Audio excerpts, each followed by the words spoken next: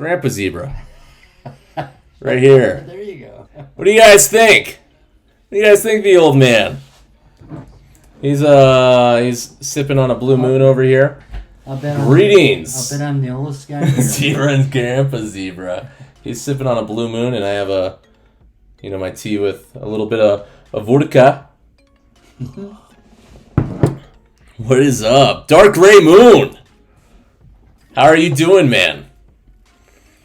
What is up? So I came in here because I said that I wanted to ask Greetings, Papa Zebra. This is, by the way, this right here. Mm-hmm. These are the chat. Oh. So these are people talking right now. Just to let you know. I didn't know. He didn't put on his bifocals today. Oh. Vodka, let's go. So hey, I'm glad you're feeling better. Thank you so much, Dark. Earlier this week, I felt like shit, and I think it came from my kiddo. I'm not COVID positive, so that's good, and that's why. And then Grandpa Zebra was driving in. He was up in Phoenix. Or he was down in Phoenix, Yeah, right? Right. You were down in Phoenix, and then he's on his way back to Ohio. Yeah. And it's not exactly in the middle, but it's kind of up. It's pretty close enough. Yeah? Yeah. How long do you think it was outside of the way? Probably 400 miles. Just a little bit of a 400 Probably. miles outside of the way. Tiny Cow. But What is up, Tiny Cow? How are you doing today? You know what Tiny Cow is, by the way? no. That's Faith. Oh, really? Yeah. Ah, What is hey, up? hey. The first time she's ever been inside of this. Really? Yeah, first time chatter. Only for you. She's never Wow. chatted here for me. Wow. Guys, if you guys want to say hi to everyone, please give a shout out for Tiny Cow real quick in the chat. Let her know that she should have been here the entire time. That is my sister. That is my sister right there. Yeah. That is, She's in Florida. yeah. You don't give her her location. She's in Honduras. Honduras. She's in Honduras. What is up? We got the whole family. We got Tiny Cow. Right. We got Grandpa Zebra. So Grandpa Zebra, obviously, he just said that it's 400 miles outside of the way, but he's here. Yeah. Well, I had to come. I have a grandson that Which, I haven't seen. you mean the new one? The new grandson. His, great-grandson. Great-grandson. His great-grandson. Yeah. So I have, Obviously, yeah. So I have something like maybe 10 or I lost count. 10 or 12 We're grandkids. moving outside of the screen, by the way. 10 Just want to let you know. 10 or 12 grandkids, and then I got 5 or 6 great-grandkids. So 5 or 6 great-grandkids? yeah. And you don't have to lean forward when you're talking, Well, because there's no mic in front of can you. you see me? There's no mic in front of you. The mic is actually in your headset, so It you is, should huh? be good. Okay. So you should be perfectly fine.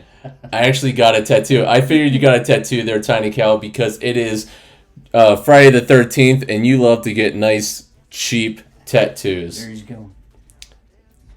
Heard you were passing by, and it sounded awesome. Well, thank you, Dark Gray Moon, for being here. Thank you, Tiny Cow. Let's take the thank you back from Tiny Cow. Thank you, Drift Knight, for being here, and Sleepyhead. Of what Tiny Cow? Of what Tiny Cow? Oh, that's my grandpa, man. Yeah. That is so Tiny Cow is my sister. For anyone that doesn't know who, if you guys didn't hear it before. Yeah, she's in Honduras. Yeah, my sister in Honduras. Yeah. Yeah. A flower. Oh, of what? Yeah, of what? I was confused by the of what. So a flower? It's an honor to be here. It's an honor. Well, thank you, Drift. So if you guys have any questions for Grandpa Zebra, you can throw them in the chat, but I have a couple questions for him. So one thing is he came up here, and he was supposed to be here yesterday, but it took him a day late. And since he's been here, he's shown me his phone, and it looks like he stopped quite more than once to take pictures of things on the side of the road. So I'm wondering if he would have just drove.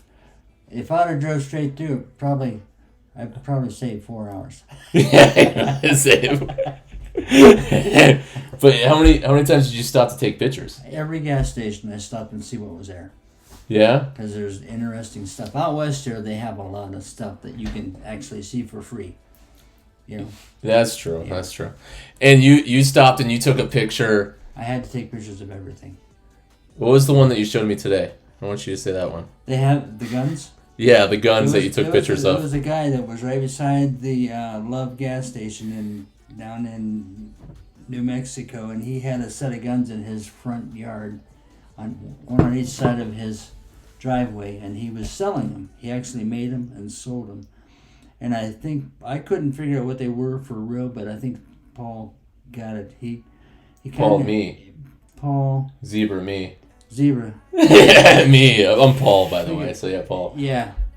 And he actually figured out that they probably were barbecue made for frying. Yeah, I was thinking they were smokers. Stuff, because the top of them they had big doors. I didn't open anything on them. Because it looked like they had a chamber, like a barrel, and then on the bottom, that bottom part. And there was a bottom part that looked like something in it. Like like a stick burner. Yeah, but almost. They were probably about 3 or 4 foot tall and probably 6 foot long, and they looked just like you draw your holster. Like a revolver. Like a revolver, like an old Western, 6-gun. They were cool. They were pretty cool. Yeah, and he did take selfies with them. Yes. And he did take selfies with the giant revolvers on the side of the road. You know, if my son can own a gun, I could buy one of those. Yeah. Okay. A lot of people are saying though that they also do the same thing. There you go. I take a lot of pictures when I'm heading down or heading up. Yeah. And yeah.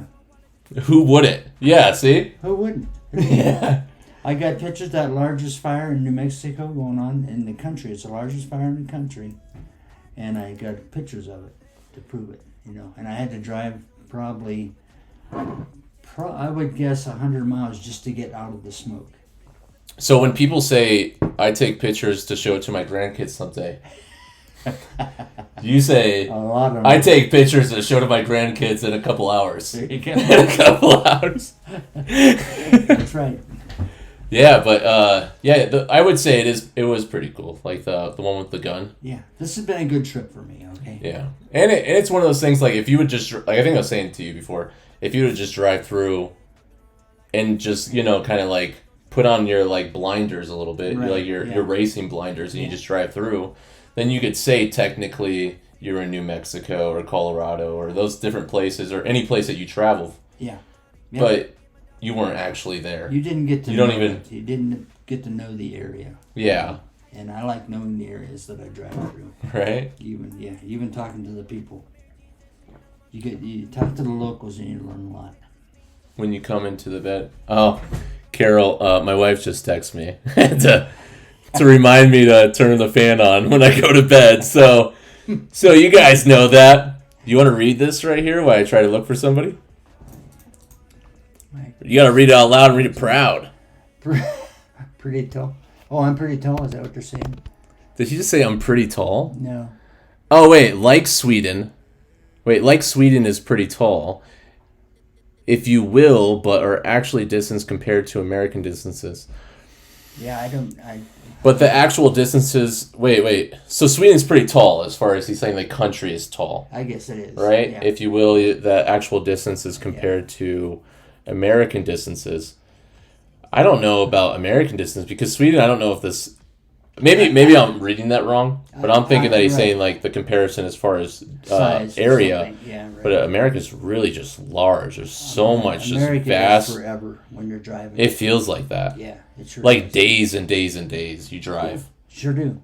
It took almost 500 miles just across New Mexico. Like and that's a 500 miles just across, and then driving Texas can take an entire day. It sure can. Yeah, for sure.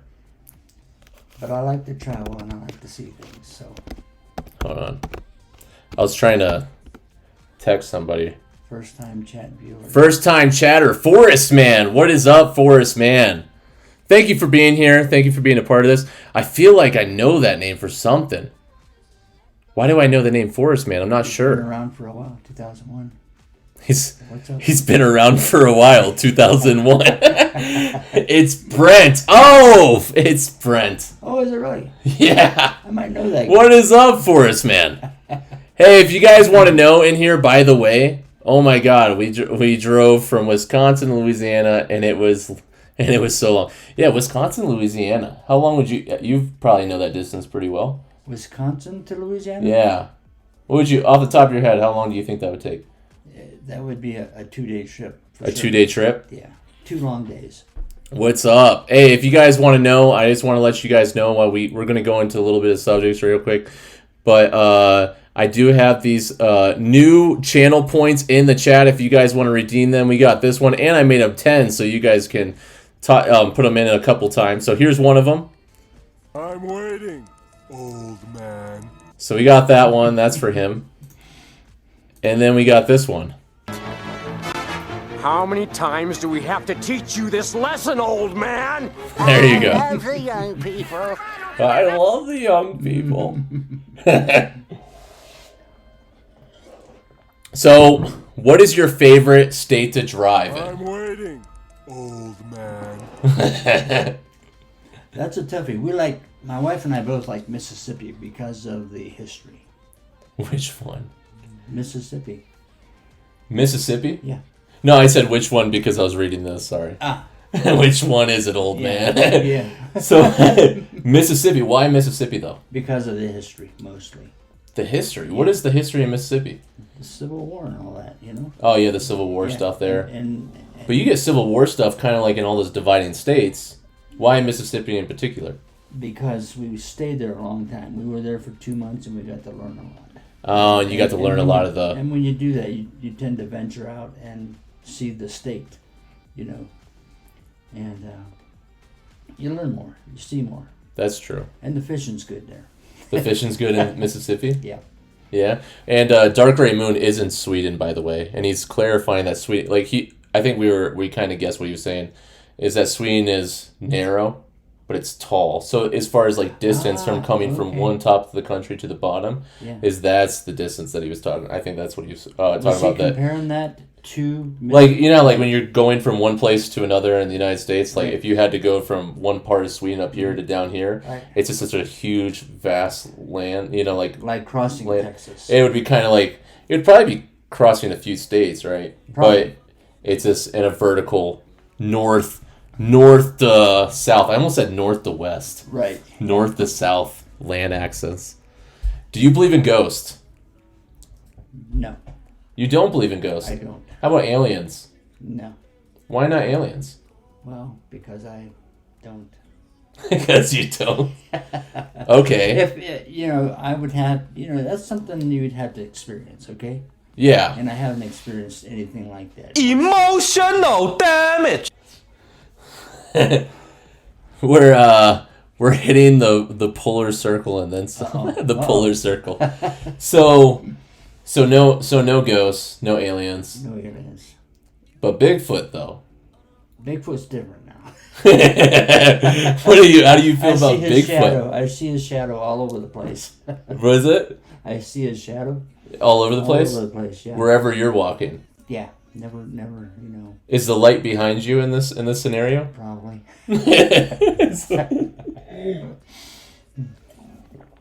Bigfoot would be freezing his ass. Yeah. What about mermaids? How do you feel about mermaids? Only on TV. Only on TV? I like them, but only on TV. Did you ever look, I don't know if you know about this, but like, did you ever look into like mermaid lore from like back in the day, like the original mermaid lore, that kind of stuff? I'm sorry, but I don't think so. Where mermaids are in a lot of ways are depicted as like not evil per se, but like they eat people and that kind of stuff. Like they're like scary creatures, and then it's like I think it's like Disney is really what turned them into like this lovable, the Little Mermaid and like all this kind of stuff. But before they were like scary creatures. It was before my time, okay? Yeah? So I knew them as loving women. As what? Loving women. Or I guess maybe even before Disney, because people would like you had the whole sailor thing that they took off of the mermaid or something like that. Those type of tales too. So maybe it was just regional. I'm not sure. Mermaid lore is creepy. 100%. Hey, and Taco's here. Let's give a shout out to Taco. Taco, I hope you're doing well today. Drift, I have a question for Grandpa Zebra. What are some legendary folk tales that you believe in? Let me turn that into a two-part question. Because he doesn't believe in ghosts or aliens. I don't know if he believes in any folklore. But maybe. But what's your favorite folk tale? Or like a folklore tale or anything like that? And then which one, if any, do you believe in? Folklore to me is family history. Okay? Things your family grew up with, right? Well, no, folklore could be like, you're right in that sense, right? Because you're thinking folk. Like the word, you're separating lore from the word folk. Yeah. Right?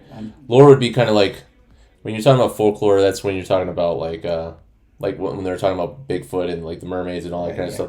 Those could have to be folklore. And then obviously, you might know this from traveling a lot, but when you get into like Kentucky, the Appalachian Trails, there's a lot of folklore there. Yeah.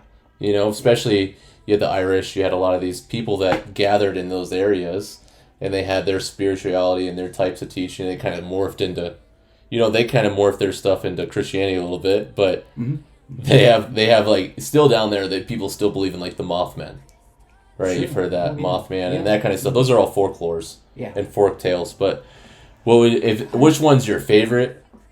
I have a hard time believing in any type of folklore that I haven't witnessed. As what? That I haven't witnessed. Yeah. Okay. Or that like that I do travel a lot, and you hear a lot about especially down south where people walk into swamps and they disappear. Yeah. And it's because of the people that live down there that cause them to disappear. And if that's a part of folklore, that I believe in. so it's your idea is like people believe that people walk into the swamps and they never come back, but you think it's more so that people are killing people, taking them to the swamps, and not bringing them back. There you go. That's right. Yeah, to me that's... So to you, it's always going to be a logical explanation of something supernatural. It would have to be, to me. Yeah. Okay? But that's my opinion. And I understand where you're coming from. Yeah. And I feel like you're probably more in Dark Gray Moon's camp. Dark Gray Moon kind of dabbles into a little stuff, but it's mostly, what about Skinwalkers? Do you even know what that is? I'm afraid not. Not Skinwalkers? I think they're like shape-shifting or something. Or have you heard of Dogman? I've heard of Turtle Man. Turtle Man? Yeah. I've never heard of that. What's Turtle Man? Turtle Man is a guy who went around and he would jump in your pond if you had turtles, and he would barehanded would come out with that turtle. Big, it could be a foot across, but he would come out with his bare hands and he'd have that turtle in his hand. He'd bring it out and you could keep it or he'd take it with him, So he's not like a scary figure. He's just an odd figure. Yeah, odd figure from Kentucky. Shifting into skins. Yeah, that's what shifting into skins of seals were. Oh man, Apache legend, right? Well, or was it another tribe shifting into skins? Oh, they're still talking about skinwalkers. They're still talking about skinwalkers here, but it doesn't seem like you're a supernatural guy. Or very, woo woo. I don't, supernatural is hard for me to take in, Have you ever seen the show Supernatural? No. It's good. Is it? It's not bad. I don't care for scary stuff, though, honestly. I don't either, yeah. And it's not because I'm afraid of it. It's mainly because I think they use a lot of jump scare to cover the fact that the storylines are terrible. They are. And they mess your head up. Yeah, I just think the storylines are bad usually. Right. The acting's usually bad. Yeah. And they do a bunch of jump scares to try to make up for it. That's for sure. I just think they're not my favorite. So according to Patrick, this taco is gonna shed some wisdom. According to Apache Navajo legend, skinwalkers are shape-shifting witches that disguise themselves as deformed animals like wolves and bears, most commonly coyotes. Mm-hmm. I've heard of that. Yeah. Forest Man, or Brent, believes in skinwalkers. That's all right. But he's a forest man, So I imagine he might have experience. He may know a lot more than I do about that. There's a Skinwalker ranch. In Wyoming? No. I think it's in I want to say it's in Canada, actually. I don't know. I want to say it's more like Western Canada. It's funny that I have the whole list of things to talk about. Mm-hmm. And here we are. We've been talking about mermaids, skinwalkers. But it's good stuff. Yeah. You know, it's what they want to hear. Is Little Cow still here? That's what I want to know. They mimic human voices and attract victims. That's creepy. Mm-hmm. I don't want to say this is true because this is something that I just heard of somebody. But there was a guy I know that he said that, you know, people will always come up with these stories, right? Mm-hmm. And I'm not saying it's true, but this is what he said. You should look up the histories on YouTube. They're super creepy. Forests, man. And then I have another question for both of you, but best memory with each other. Man. Welcome to Scandinavian mythology. Okay. Scandinavian mythology. So, one of them was about ghosts. The reason why I was going to say, and I'll get back to Drift. I want to actually scroll up so my thing stops scrolling. But there was a guy. I don't know. This is probably not even that point. It's kind of pointless. But the guy was saying he saw a little girl at the end of his bed. Mm-hmm. And she was like, help me, let me come closer. And he was like, no, get away. Because it was like, it kind of looked like a ghost. He said it was a ghost. Right. And it said it was a girl, like a little girl.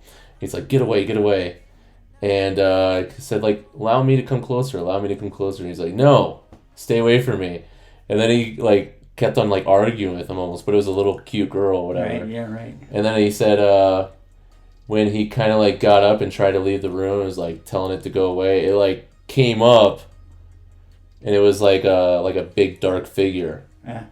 And it was, like, let me in, you know? Yeah. And that's creepy. That's creepy. Yeah. There was somebody that told me that, and I was like, holy shit, how did you ever sleep again? After that? You just think it's a pretty little girl, but... You never know, right? Yeah. I think there could be, you know, there's good and evil as far as, like, spirituality. Yeah, I'm not very religious. I don't know. Right. I'm not the most religious person. I just think that there's kind of this supernatural world that we don't understand type thing, and that maybe, like, even with, you know, I've talked to them about this when it comes to, like, even like past religions or polytheistic religions and all that kind of stuff. Mm-hmm. I think that people felt spiritual connections to different things. Right. And then they gave those things names. And that's why there's a lot of similarities between, you know, like gods and stuff between different cultures throughout history. Yeah. Mm-hmm. You know, it's just because they felt the same thing essentially. And that's what they called it. I don't know. I think that that kind of proves to me that there's something greater that we don't really understand. Well, religion's it's a personal thing. Yeah, that's why I'm not going into religion or anything. I'm just saying like.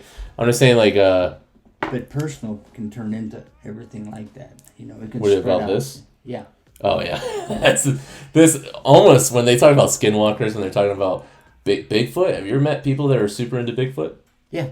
Yeah, it becomes religious. Yeah. Because. Yeah. You know, and we don't touch on religion. Usually, yes. Or we don't touch on religion or politics. I just don't think anything that's going to be divisive. I don't want to talk about politics. Oh yeah, I don't like. No, we don't have to talk about politics. I'll get mad and I'll hit you. Yeah, I'll hit you. You know what's funny is that's a common thing that I feel like most people have when it comes to talking politics without me. Yeah, right. Have you ever felt that way with me?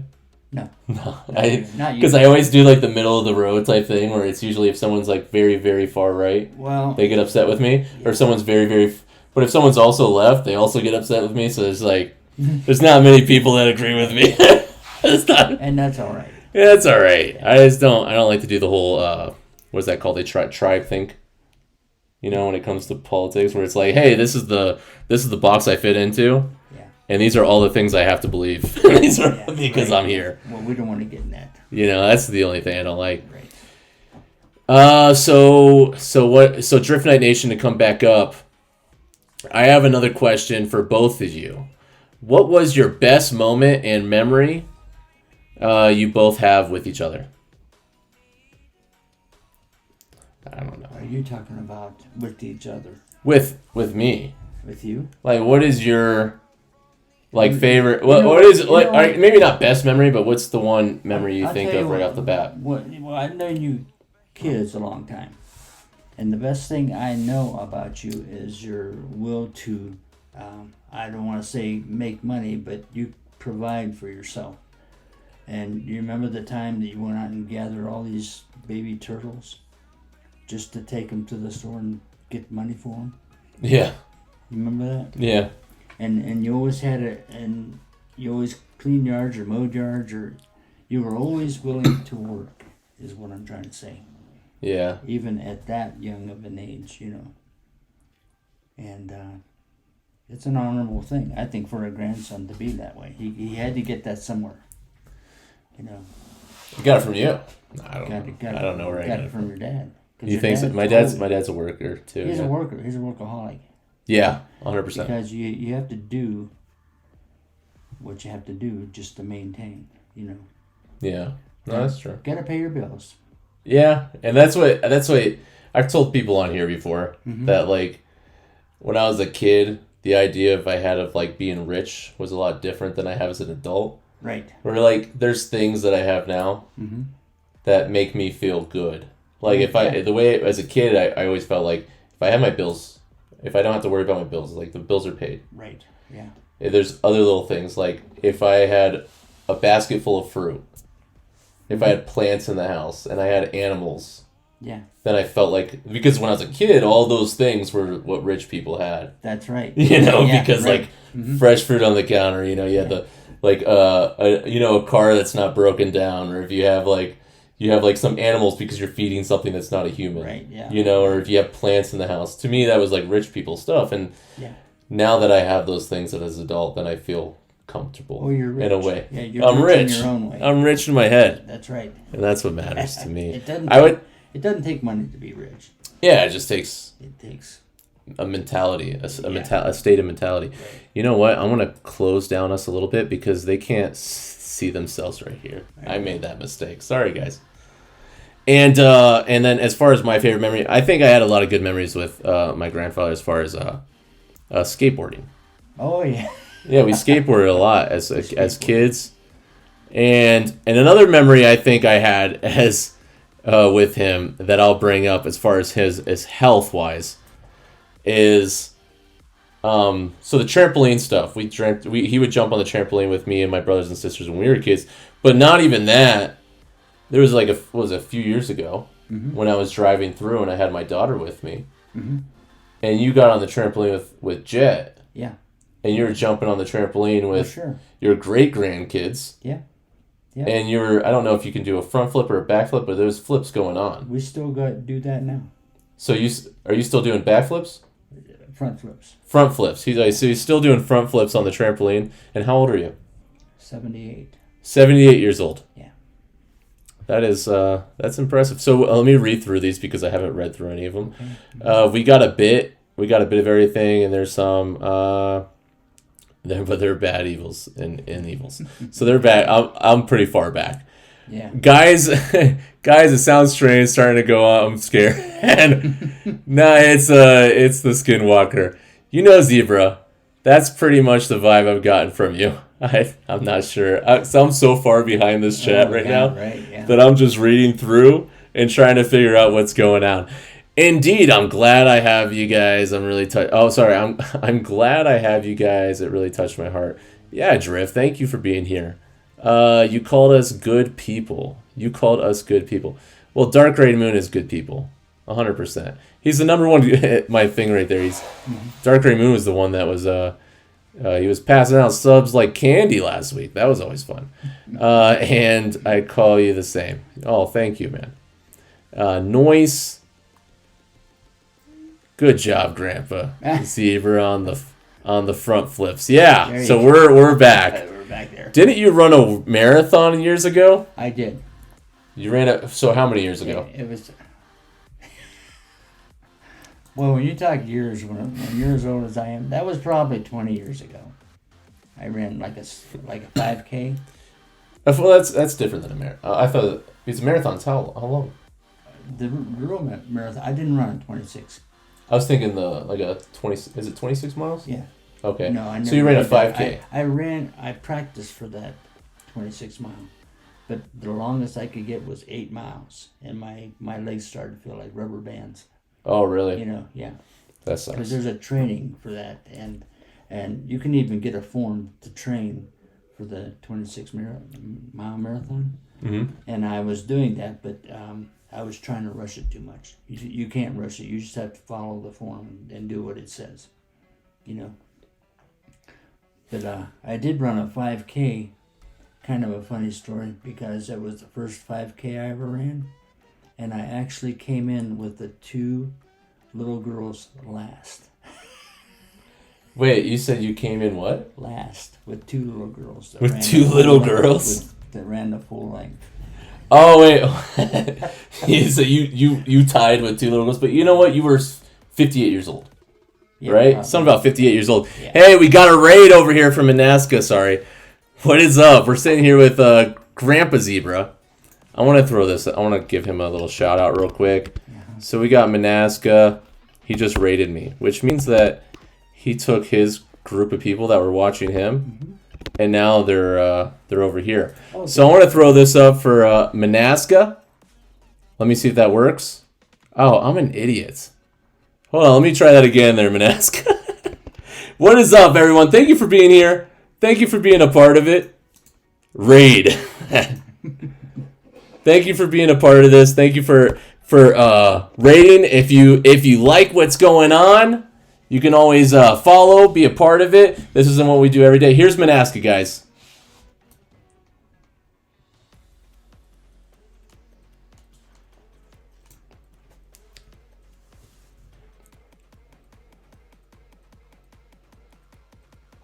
So Manaska plays a lot of SnowRunner, and it seems like lately he's been playing a lot of what is it called, farming simulator, right? If that's right, Manaska, let me know. But and you know, he has a great thing going on there. He has a great community, and if you guys want to check him out, you can always check him out. He obviously, you know, just raided here, so show him a little bit of love as well. Mm-hmm.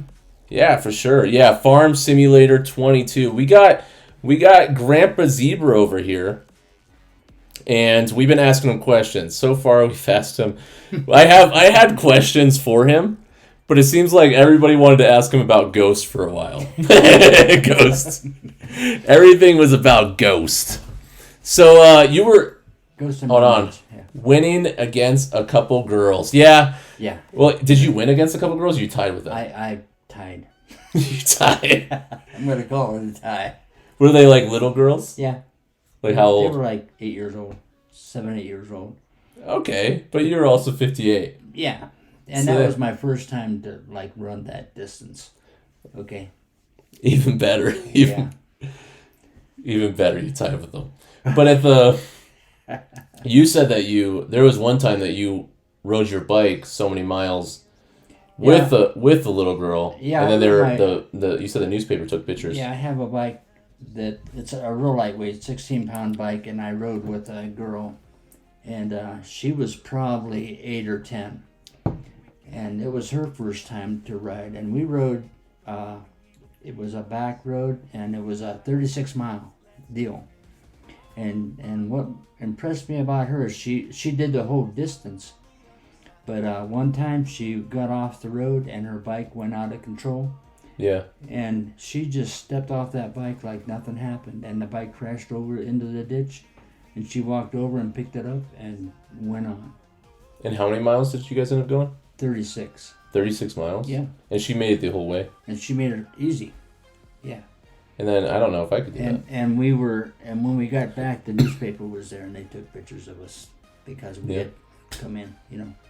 Oh. So we got our pictures in. How do they know beforehand? The newspaper? Yeah. It was kind of advertised. Through Through the churches and stuff. Oh, in like the local area within Ohio? Newspaper, yeah. Newspaper got a hold of it. And then everybody that was nice. Yeah. So was it that she wanted to do it, and then you're like, oh, I'll do that? Or how did that happen? Well, I was going to do it, and I invited her to come along if she thought she could.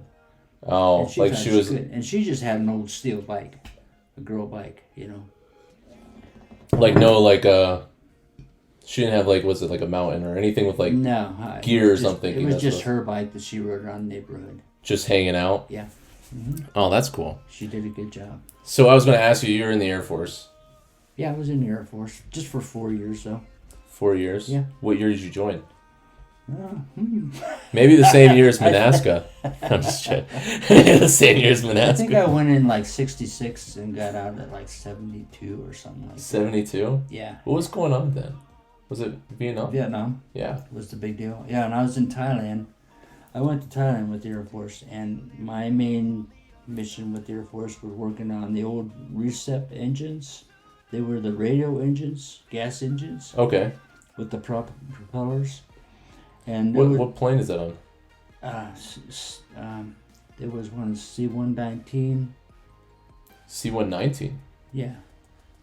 And, I'm only thinking C-117 in my head. That's why. No, there was a 119. There's a 119. C-47, I think. And there was a few different planes, and they were mostly radar planes. Okay. Okay, and we did that in Vietnam. I was actually stationed in Thailand, but the planes were going to Vietnam and locating all these target areas with the planes. And our job was to work with the Thais for those planes to keep them in the air. And there was one plane there. These engines had 28 cylinders, and they were a radial bank. I mean, they were just a round engine Yeah. with a huge propeller up front. And we had one we had to keep in the air that was burning, I think, 5 gallons of oil an hour. That's insane. Yeah. How did you keep it in the air then? We just kept filling the oil. It had to make its rounds, Yeah. and it had to come back for oil and stuff. But Put a gravity feeder on the end of the nozzle and have a giant like vat up there of just oil. But we kept it in the air, But those planes were pretty remarkable, really. And the 119s, you saw them because they had the big black bubbles under them. Yeah. And that was actually the radar scanner under there. And they would send... Oh, I know what you're talking about, I think, now. Okay. When you talk about the bubbles in the bottom like that. Yeah, and they had those airplanes were... I can't remember what the civilian name was for them, but they were like Pan American airplanes. They had the 3 tails in the back, vertical tails. And they turned them into radar planes for the war, And you got out prior to the war ending as well, too. Yeah. Yeah. Yeah. And what did you do once you got out? I went to Spartan School of Aeronautics. Yeah? Yeah. Became a Spartan? Spartan is in Oklahoma, and Okay. they actually taught you how to work on airplanes. Mm-hmm. And that's from the old rag airplanes, the canvas airplanes, patch them up all the way to, we didn't do jet engines, we just did the radio engines, And when you're talking about the propellers, like the prop planes, you Yeah. can scoot in a little bit, by the way. Yeah. You're kind of cutting in. Hi. You're kind of cutting out, by Here I the am. way. I just wanted to... Oh yeah, the mic's down here. But, so it was mainly... So it's prop planes, essentially, right? That was the time of the props, yeah. The jets were a new thing coming out, Yeah. And I just didn't go that route, That wasn't my Well, time. And you still have some prop planes in the Oh yeah. today, really. Oh yeah, there's a lot of prop planes out, Especially when you're talking about cargo. Especially, yeah. Yeah, they still use the turbo props today. Yeah.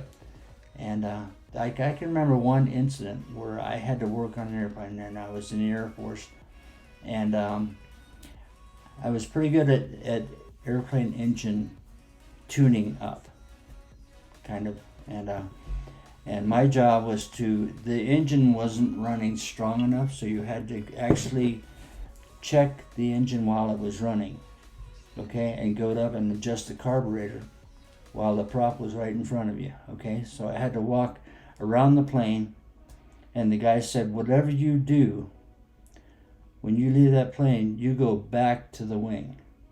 Mm-hmm. Now, when I was up there, I got up to the prop, and it's right there, and that's all you can hear is that prop.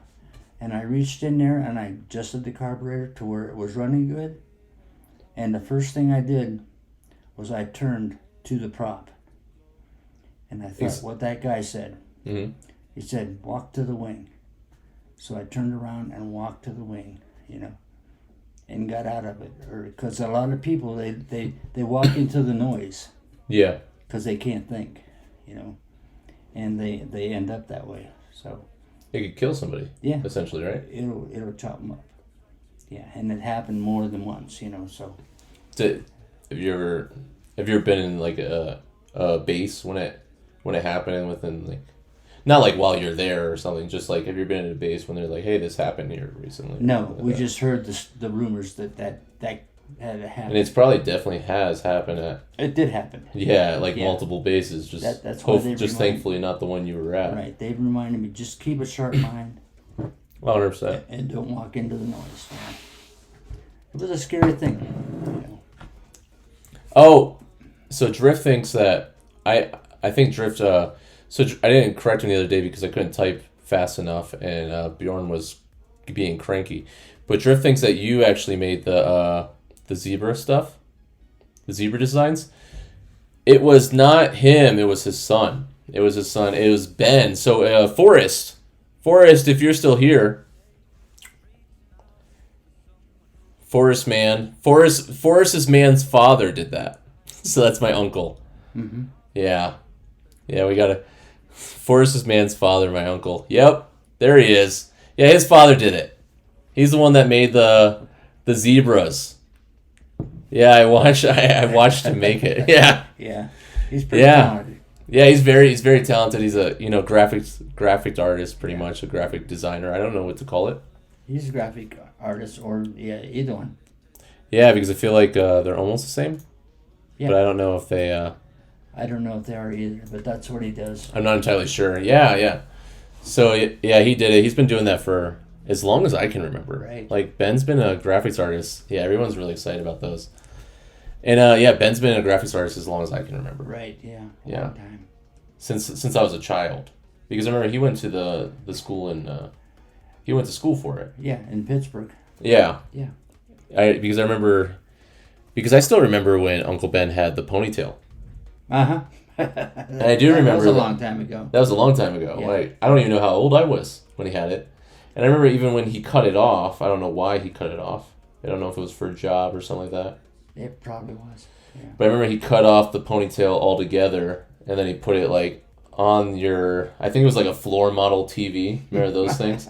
The floor model TV, like in the living room at your house. Mm-hmm. And he had there was like Ben's ponytail was sitting on there for like almost a year. I don't know. All right, so you're a pretty healthy guy. Yeah, I like to keep my health up. Yeah. You're a healthy guy. What's next? Here, let me go into this. Let me go on this one first. So, Grandpa, what's the next mission now? I don't know what that means. My next mission: keep working as healthy as work makes me healthy. Okay, I have the kind of job where they pay for my travel, they pay for my motel, and if I want to make a sports event out of that, I will.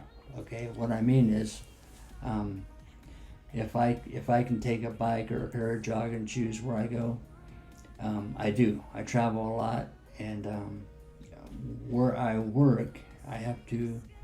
It's physical. A lot of it's physical. I have to climb a lot of ladders, and I have to do a lot of physical inspection. I'm a welding inspector.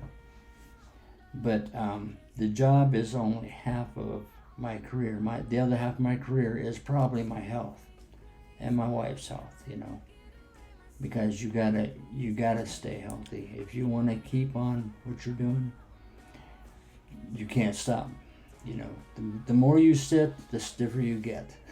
That's the way I see it. That's true, and I feel like I've been stiff as right when I started working at an office job. Mm-hmm. I feel like I've gotten stiff. We got the stand up desk now, and they kind of help like standing up and doing stuff and kind of like stretching a little bit while you're working. But yeah, it still doesn't. It's not the same. Right. Yeah. This last job I just got done with down in Louisiana, it was 2 months of 7/12s, and I couldn't do that. A person with kind of an unhealthy attitude couldn't do that. A couple guys left because they couldn't take the stairs, you know. But if you want to stay healthy, you just got to keep moving. That's my secret. Keep moving. Just keep moving. Yeah. And probably you're decently flexible. Yeah. Yeah, I think flexibility helps. It helps out a lot. Especially when you're getting older. I think that's one of my problems as far as like stiffness. Yeah. Like you need to stretch. I know my Carol's always she wants me to do yoga with her. Right. And that's probably honestly in my benefit. Health-wise, I go through a routine every morning. What's that? Where I start out with a simple, swaying back and forth, my arms back and forth, and then I go to touching my toes. I spread out my legs and touch my toes, and I do it. And I try to touch the back of my knees by bending backwards. And then I go down and I try to do like around 50 push-ups. And every morning? Every morning. And that keeps you flexible. He's 78, by the way. Yeah. Just want to repeat that for new people that are here. Yeah. I just wanna, 78 is doing 50 push-ups. You have to have a routine. Get a routine going, even if it's something simple. Get a routine going. Yeah, stretches, whatever. You got to keep going. I keep a good routine. The stretching is the thing I've been really hammering lately. I know you're good with weights and stuff too. Yeah, but when it's the stretching is the stretching is you need stretching. Okay. Yeah. You need to touch your toes every day. What about diet? What's your secret to being healthy as far as diet? Well, eat light. Eat 4 or 5 small meals a day. Don't cramp. Don't eat till you're full. No. Okay? Eat till you know you can make it. Like if I eat breakfast, I have oatmeal just about every morning, and if I eat enough oatmeal to get me to noon, then I know I can eat again, and I just eat enough to let me get to maybe 2 or 3 o'clock. You don't need a lot of food, okay? And you eat at 2 or 3 o'clock, and then you eat just enough to get you to 5 o'clock, And at 5 o'clock, you don't stop and eat 4 pork chops and mashed potatoes and gravy, You just eat what will get you for the next 3 or 4 hours, and that's it. Yeah. Yeah. Well, and you eat. I eat a lot of. I don't eat a lot of. I guess meat. I like fish. Yeah. Fish and oatmeal, I think, will get you a long way. Fish and oatmeal? Yeah. What about? I know like people like steak, but what about steak? Steak. I like steak. I like steak sparingly, right? Huh? Sparingly. You're saying sparingly? Yeah. You don't want to eat it every day. No, you can't eat it every day. Is the mic down here? No, the mic's right there on your head. Yeah. I've been starting to do that this year. Push-ups and stretching. Oh, look at that, Brent. That's what Brent's saying. He's doing push-ups and stretching. Good. See? And he'll be strong for it. Mm-hmm. And I think it's true as far as like the eating thing.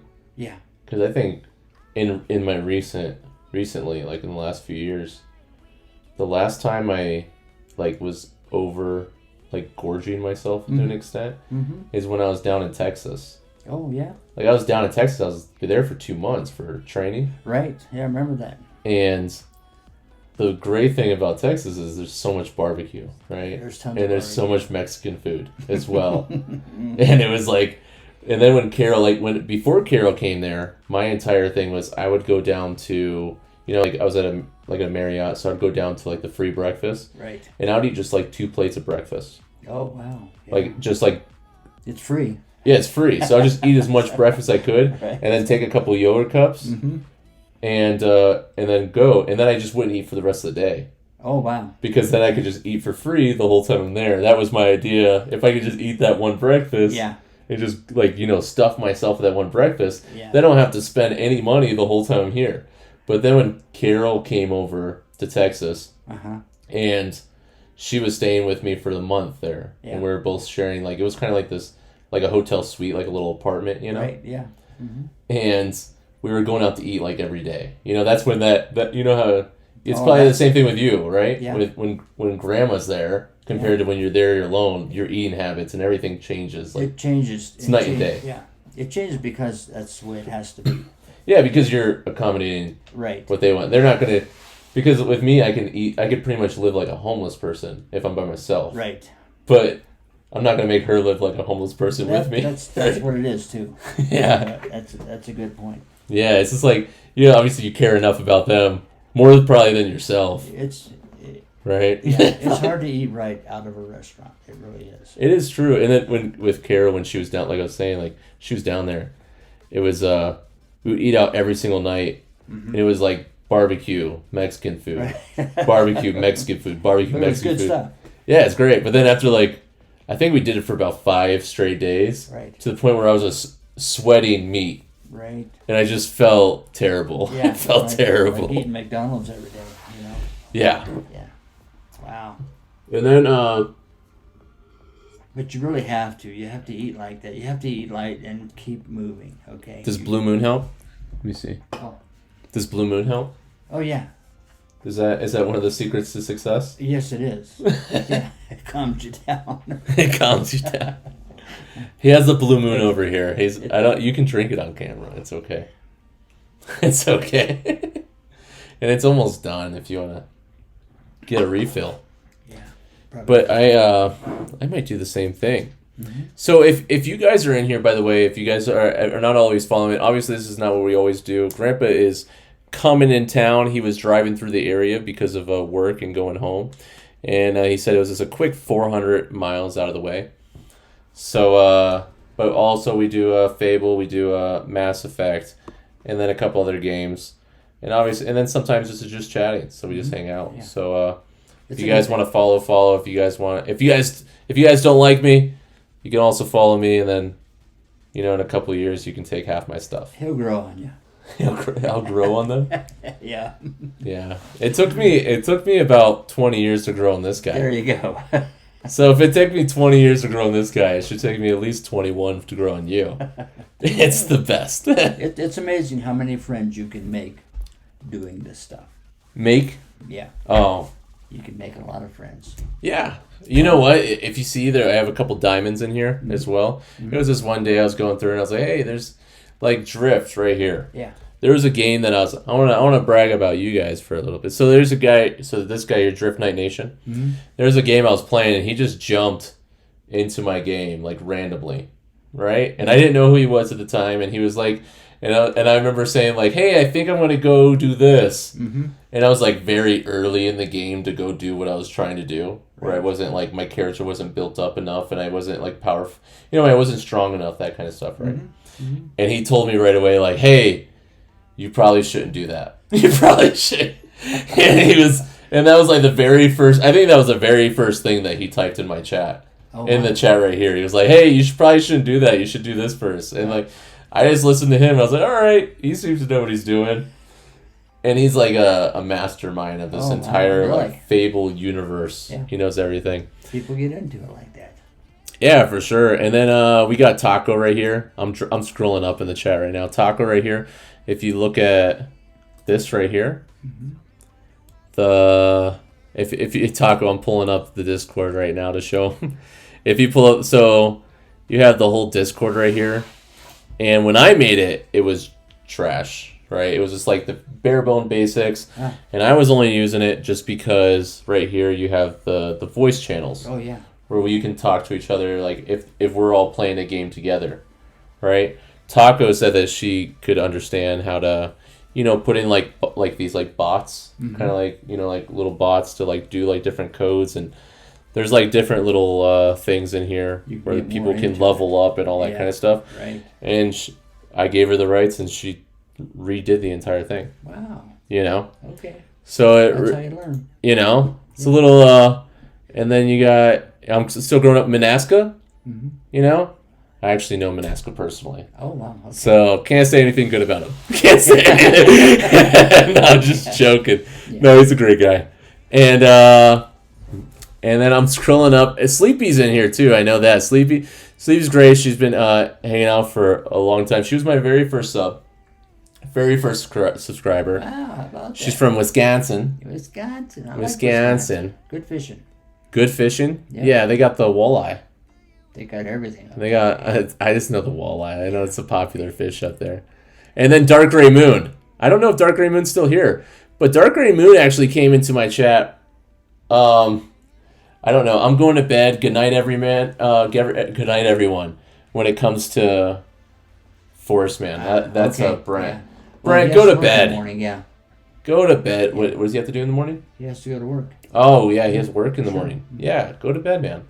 Yeah. Well, enjoy, Brent. Come back if you like. He will. All right. Maybe. This is the first time Brent's been in here. Is it really? Yeah. Right. It's just when I saw Forest Man, it just sounded familiar to me. Ah, okay. You know? Well, good for Brent. And then Dark Gray Moon, I'm not sure if he's still in here, but Dark Gray Moon, he started following me because a guy named Harm just randomly, rated me. Like, brought over his thing over, and that Dark Gray Moon was in there. Right. And me and Dark Gray Moon will chat. Actually, a lot of these people, I'll chat with them on the side and like messenger type, on the messages on the side. Yeah. But I've had some pretty deep conversations with Dark Gray Moon. We'll get deep into because I get really deep into old, historic stuff, and when it comes to those old religions and stuff like that. I always, or the beginnings of Christianity. I get very interested in that kind of stuff, and I get really, I get really I don't know, almost obsessively interested with that in spurts of time, and we've gone through those conversations as well, and it's always a lot of fun. We all support each other. Yeah. Yeah. A nice little love cult. Right. Nice little love cult. Call it what you want. I'm just joking. Okay. I like to call it a love cult just because I think it's just a funny word that people get a little scared. I don't know, but I think I want to get another refill. I might get you want to get a? Huh? I'm gonna get another. Are you gonna crush it on your head? Probably not. Probably. It'd probably hurt. You were crushing them the other day, or earlier today. So, I'll tell him. I'll do a little. I'll tell him what happened when we were buying these. While you're getting more beers, if you want, I can grab one too. Hey, can you get me one? Want me to get two of these? Yes, please. Ouch. Oh, there you go. Look at that then. Here, make sure you take off your headphones. Cool. So we went over to actually buy those beers today. Yeah, we went over to actually buy those beers today and got some chocolate for the wife, and we got something else. Oh, I got a bottle of vodka as well. And we went over to the cashier, and the guy in front of me, his card kept on declining, and he was going to go over to the ATM, and I said, "Hey, man, I'll just cover your..." He only had 2 drinks for the can. They're really excited about your Can Crush, by the way.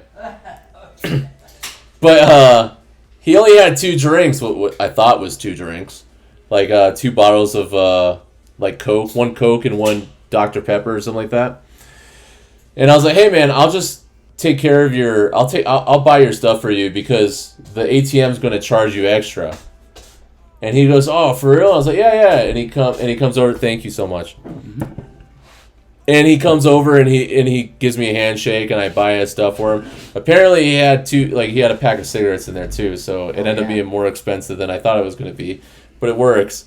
And then they ringed me up, and I paid for it. And then their little messenger thing on the outside where I can see says, I'm owed. It says what you call it.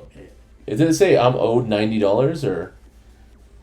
I can't remember exactly what it said. Yeah, I can't remember it was just 2 words, but they owed you money. Yeah, it said that they owed me $90. So they charged me too much. It's so cool.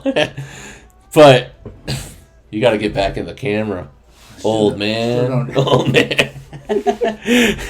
But Yeah, so it said that that we had $90. Like they owed me $90. Yeah, right.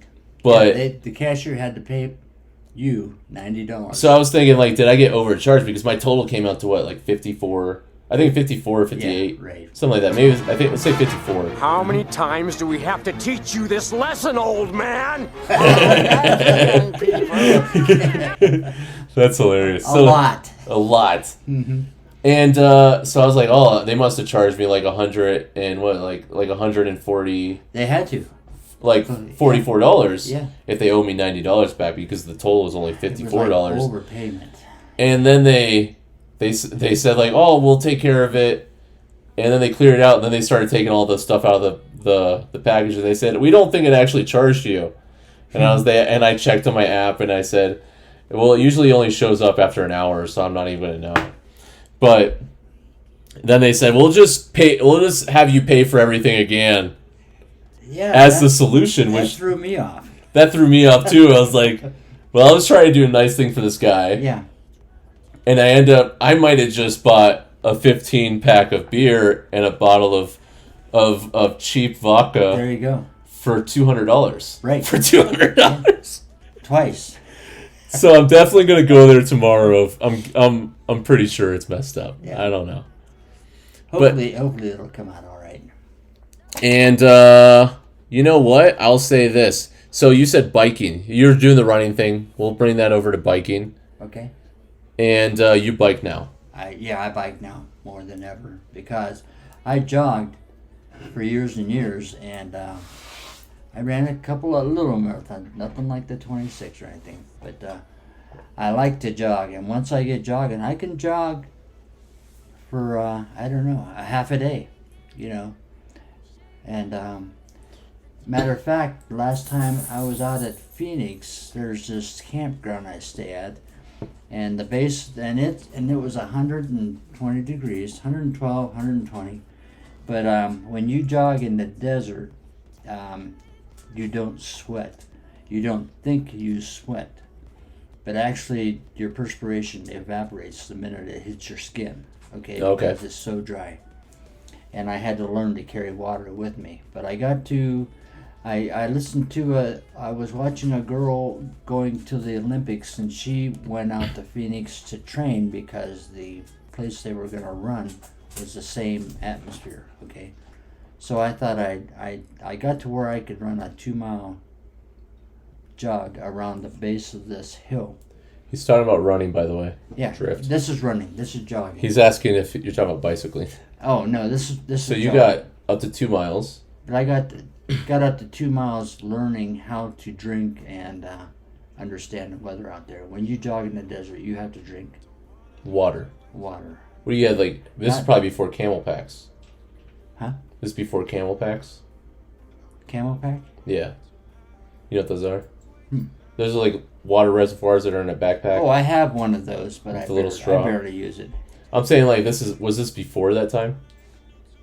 It was probably a little before, not too much, I don't know how long camel packs have been around, honestly. I don't know. Quite a while. Really? Yeah. I got my first one in, like, 2012, I want to say. That's probably about right. So that was... Because I was out there 2014. Okay. Yeah. So what about biking? What got you in? So you got into biking because of the knees, you were saying? I ran so much, and the more I heard about people having knee problems, which I did not want as an older person. So I thought, like, 40 years in the future, I don't want to be walking around with a cane or anything. So I went to biking. And I practiced quite a bit at home, and Louis Armstrong, is that his name, right? Lance Armstrong. Lance. There is also Louis Armstrong. There is, yeah. But he's not a biker. No. He's not a biker. But Lance Armstrong had a bike, and I got the same bike he got. It was a 16-pound, and I rode that around, and I learned that after biking for about a year, I was probably close to 150 pounds. I went down to 140 pounds. And it's the weight that gets you down when you're biking, okay? But I got the biking kind of long distances, 70, 80 miles. But the thing I learned was my knees got stronger. You have to keep building your knees up. You have to do knee exercises, and get out when you run a 20-mile run. You get off your bike, you do your stretches, and you get on it, do another 20 miles. But I think that's today. I have strong knees. The last job I went on, to get to the work area, you had to go up to 138 steps, steel steps. That's crazy. And I didn't have any trouble with it. And then ladders as well. Sorry. And ladders as well. Yeah, you have to climb ladders. Because you're doing. So this is what I think you do, and I know some of these people will know. I'm thinking even like Faith will know, right? Because you do power plant inspections. Yeah. And you deal with a lot of welding. Mostly welding and radiation. So it has to do with what do they call them? Like not cemeteries, or what are they?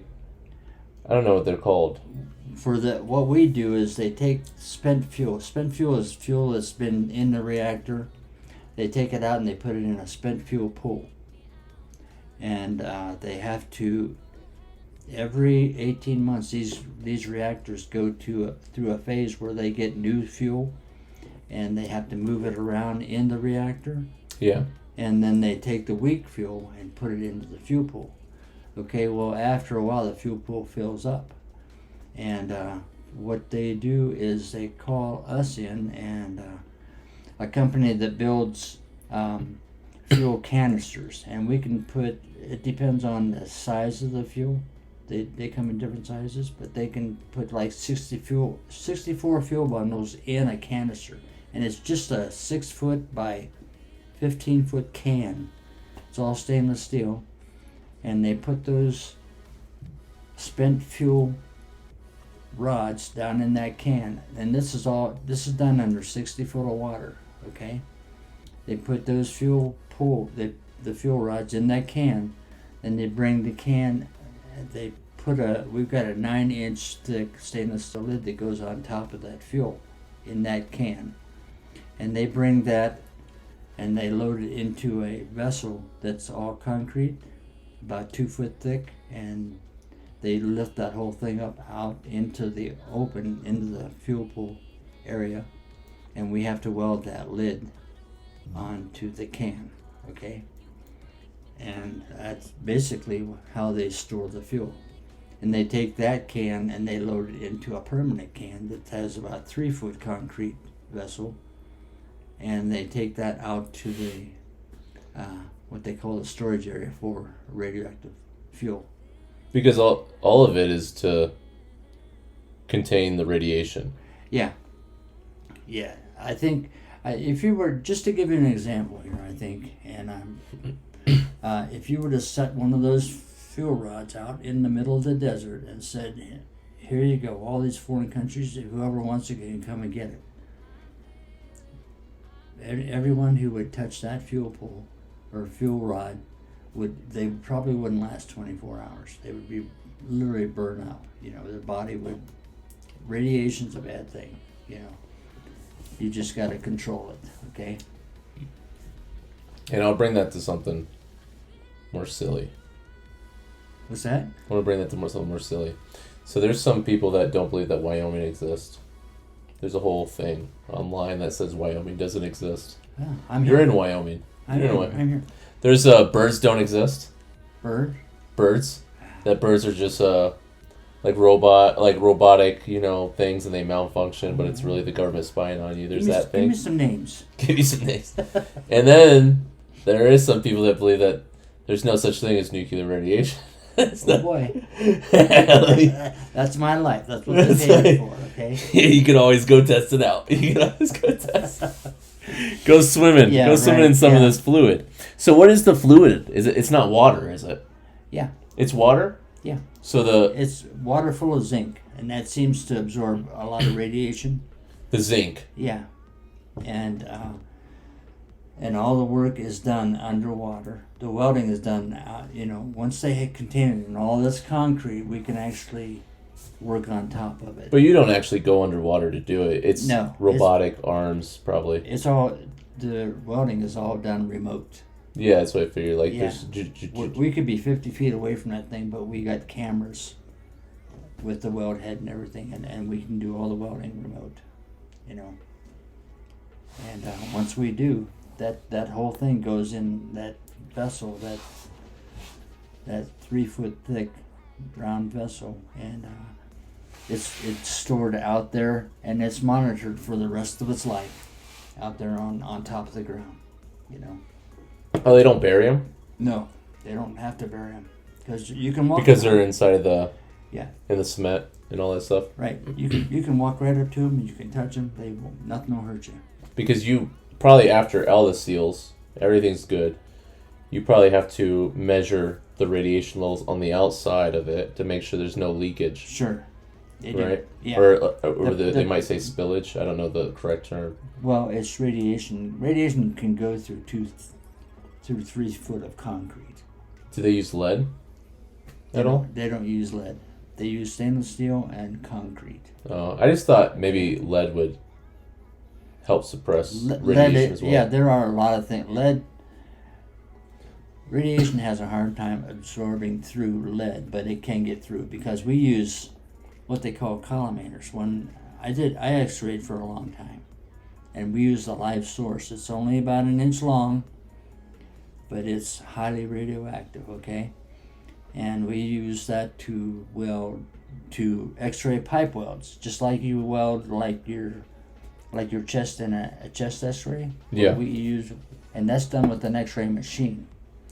Okay, what we use is the live source, is a radioactive source to x-ray pipe. And you can x-ray pipe 3 inches thick or a 1/4 inch thick. And when the guys make a weld, we have to look at those x-rays to make sure they're suitable for, permanent storage or whatever, gas lines or anything. Okay. You know. And I did want to ask you one thing about Lance Armstrong. Lance? Yeah. I was thinking about that just now. But with that, I know that with your job as far as inspecting, I'll go back to Lance. I'm just letting you as a placeholder so you know. Mm-hmm. But with, let's say, I didn't know that you did all this. Oh, so okay. I'm trying to wrap my mind, because I thought you just inspect, go in there with the checklist and say, this is wrong. There's a lot of physical stuff to it. This is right. This is wrong. Like, do this over again. You know, that kind of thing. Mm-hmm. Like, because I think of like military mindset where you have quality insurance. That's what I am. Quality insurance. Yeah. And the quality insurance that we usually deal with are somebody that comes in and says, "This isn't right. Do it right," and then explain us how you fixed it. Yeah. You know, that's pretty much what happens. That's what you do. Yeah, and I understand the need for it, Mm-hmm. right? And especially in your position, Mm-hmm. you know, there's definitely a need. You don't want another. You know, there's You so don't want many another examples. 3 Mile Island. 3 Mile Island, or Yeah. what's the big one in Russia that people always refer What to? was that? The top of my head, I can't. Yeah, but you know what I'm talking about, Yeah, like I that. sure do. Yeah, and Like- that was a true meltdown. When people think of, or you know, people even get scared with, was it Japan? They had the problems during the last tsunami. Didn't they? Chernobyl, was it Chernobyl? Chernobyl was the Russian one. Yeah, right. Chernobyl. Yeah. But anytime when people think of, how about let me ask that too? But like anytime when people think of nuclear power, Mm-hmm.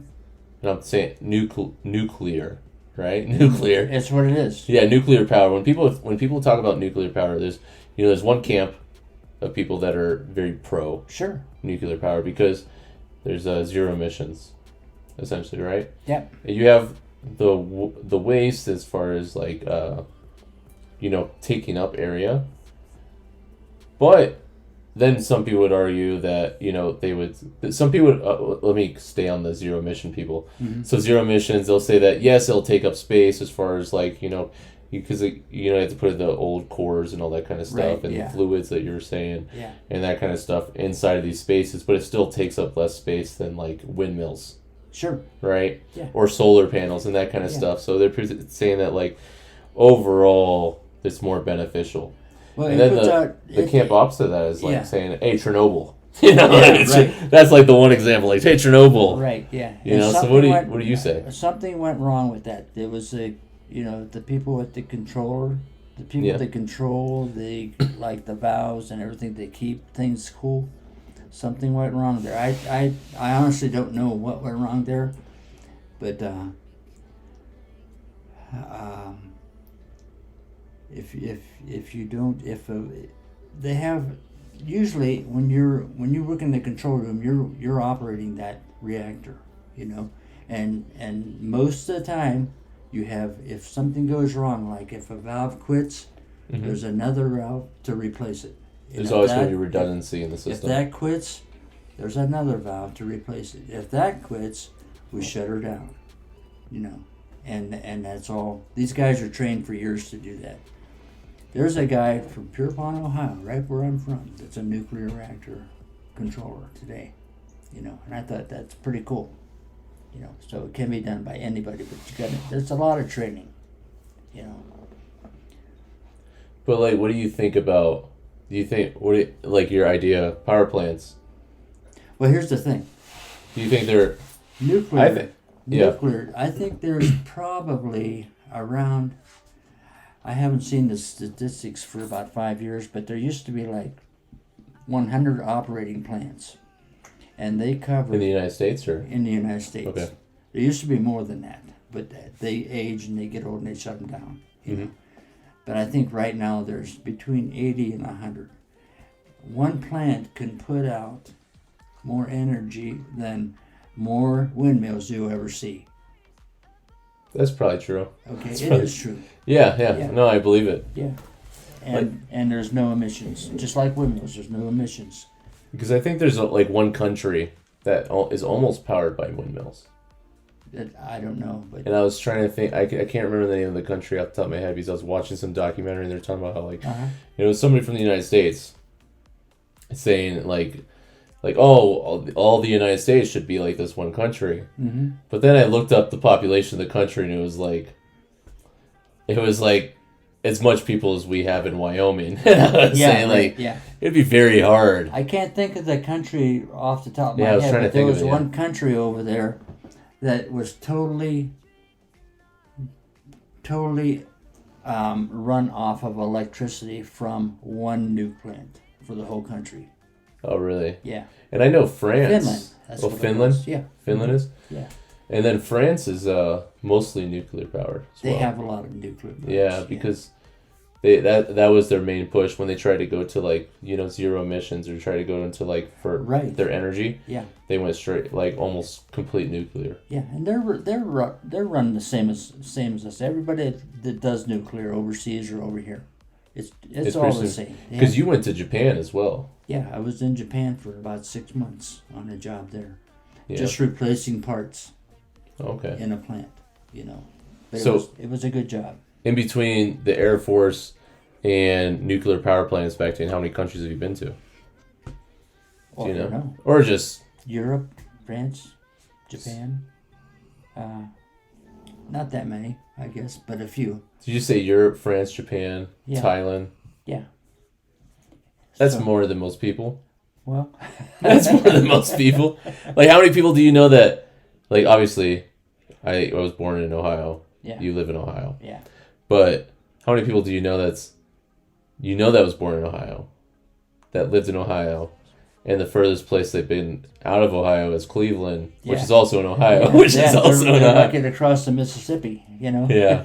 So. Or they're like, I went to Pennsylvania one time. Right. Yeah. And it's 15 minutes across the border. Right. Yeah. I know, and it's a long flight. That flight to Japan was like 2 days.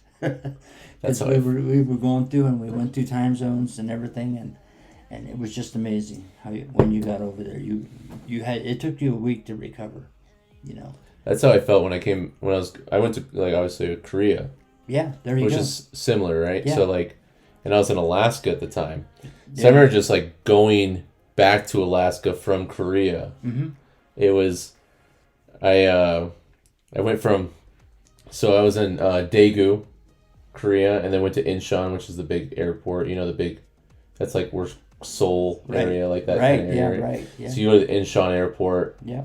And then I was there for I think it was a 10-hour, layover. in the Incheon airport, which is boy. cool because it's a huge airport. Yeah, there you go. And then I came over to LAX, so Los Angeles. Yeah. And I was there for like another like 4-hour layover. Wow, that's. And then went up to Seattle, Mm-hmm. and then went to Alaska. See, that's hard on your body. Yeah. You don't know what time of day it is. Yeah, it was rough. And at the same, I love this talk. And at the same time, it was like before I left Korea. I don't know. I'm guessing it was probably similar. It was probably even I think the military is probably a little bit rougher. Obviously, it was rougher. Oh yeah. But then, especially during a Vietnam era, Mm-hmm. but I think there was a little bit more lax when it came to rules as well. Obviously, As far as being a civilian. today, because no, as far as being in the Air Force then. Oh, I'm yeah. saying being in the Air Force then, I feel like there might have been a little bit more lax, where It probably was. In some ways. I'm pretty sure it was. because now it becomes very political. Yeah. Right. Where I guess from one of the older guys I know is a civilian now, he said like in his time, the officers were political and the enlisted could do whatever. It was like the enlisted just got the job done. Right. Yeah. And now it's the enlisted also have to be political as well, where they kind of have to play the game a little bit, and it kind of like that stuff, like people. But I'm saying like in your time, the whole reason why I'm even saying any of this, whole reason is because when I left Korea, they were like, "Hey, you're leaving," and this kind of stuff more happens overseas, less on stateside. But he was like, "Hey, you're leaving," and they all take you out and go drinking. There you go. Right. Yeah. Right. So I'm saying like that kind of stuff probably happened very often back in the day, where that stuff happens a little bit more overseas nowadays, but it's not very common as much in stateside bases. Not near. Yeah. Right. It's not as much camaraderie when you're changed. around your family. Right. I think that's what it is. Yeah. Yeah. It's changed. It really has. Yeah, where they did that where they're like, hey, let's take you out drinking and all that stuff. So on that whole flight, that trip, doing the layovers and going back home, I think it ended up being like 26 hours or something crazy. Yeah. Like by the end of the entire trip. Yep. I was been drinking the night before, and like, it was the most miserable time I've ever had in my life. It was terrible. But you're right. Nowadays, you got to watch what you're saying. Yeah, 100%, and not just the military, pretty much everywhere. Right. Yeah. That's honestly why we don't do the political, the religious talks, that kind of stuff, because And that's fine with me. and I think I know you're not like, because nobody's you're an not expert at it, it seems so anymore. I don't think anyone's ever been an expert. Or it's just the opposite. Everybody's an expert. Oh yeah, everyone thinks they're an expert. Right. And nobody is. Yeah, I always like to go on the thing where I know enough to know I don't know enough. There you go. Yeah, As long as you know that, you're better off. Yeah, but everyone thinks they're like I'm not like I'm definitely gonna say this, that for you guys to be safe, not gonna talk about anything politics, but like say today in the world with the whole thing, like Ukraine, people have very strong opinions on both sides. Yeah, sure. And the majority of those people couldn't find it on the map. The majority of those people couldn't find it on the majority. Like I would say 98% of the people that have these I would say the stronger your opinion is on the matter, the less likely you know anything on the matter. Right. Yeah, they had big opinions. Yeah, because I feel like knowledge. the more you know on the matter at hand, the more nuance you try to figure out, and then the more gray areas, and then you're like, you know what? Don't know. Right. Don't know. I don't know. So, what is your earliest memory? Let me see what we're talking about here. What is your earliest memory? That's what your earliest memory in life. In life? Yeah, I'm sorry. I jumped. You know what? Before I go to your earliest memory in life, let's go back to Lance Armstrong. Let's go back to Lance Armstrong. I was a I big talked about believer in Lance. Lance Armstrong. You're a big believer. Yeah. I did everything he did. That's the reason I could ride the way I did. So you studied his regiment. His regiment, his technique, what he did, and I did a lot that he did. Because you had to work hard, is what he did. And I don't know. I didn't know you actually did all that. Yeah, I did. Yeah. What about? So, Did you fall out of love with him? Sorta. You know, because of what he was. You know, what he did was wrong. But it made me what I am today. Yeah. I'm a healthier Like he really person inspired you. Yeah, he's a person that inspired me. But he made me a healthier person, even though he didn't do right. But it was because of him that I'm as physical as I am today. You know. And So, you think that without him you wouldn't be as strong? probably, yeah. Yeah, I believe that. Because I still watch the marathons every year. You know. Does he even go in the marathons anymore? I don't think so. I don't think he's allowed. And they took away all of his tours of France. Right. France, I should say. Yeah, tours right. of France. France. And how many did he have? I don't know. At the end of it, maybe like 7 or something. I know there was a decent amount. Yeah. And everyone used to have the Live Strong. Remember, was it Live Strong? Armstrong? No, Live Strong, I think. Like the yellow bracelets. Remember that he used to always wear about the cancer stuff? And everybody wore those. It was a big thing for a long time. It sure was, yeah. Yeah, and... but what did you... Like, I think I was telling you about Elizabeth before. But I've looked into, like, some of the stuff, and it's, you know, been talked about probably endlessly, especially around that, like, a little bit after the whole, you know, thing with the blood doping. Right. There was problems, I would say, with character as far as threatening people that were, like, where, you know, like they said, like, they're inspecting it, and they started investigating, and he started, like, threatening them. Mm-hmm. So I think there's character flaws in that aspect. But the one thing that I don't hold against them is the blood doping itself. Yeah. Just because, you know, it's just... And the only reason why is because they said when they went back through and they're going through like the top people that actually won the Tour de France on the times he won. Yeah. They said they had to go back to like I think it was like the 25th position to find a person that wasn't blood doping. To find it. It wasn't like so it wasn't anything new. It wasn't like something that he was doing that no one else was doing. Right. Yeah. Right. Yeah. It was like it was him and all the top 10 people were also doing it. Like he was the best of the blood dopers. He kept it a secret the longest. And he kept it, and it was, and I think it was really like, it might have been that they used him, as a not the scapegoat, but as like the example. Yeah, good example. You know, because I don't know if it's still there now. Obviously, there's always going to be cheating in sports. I think. Yeah.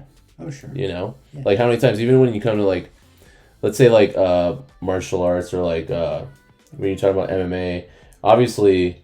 The UFC is a lot more regulated than it used to be. It's crazy now, especially with they can go to your door and then have you like piss in a cup essentially, and they'll test you on random. They do that often.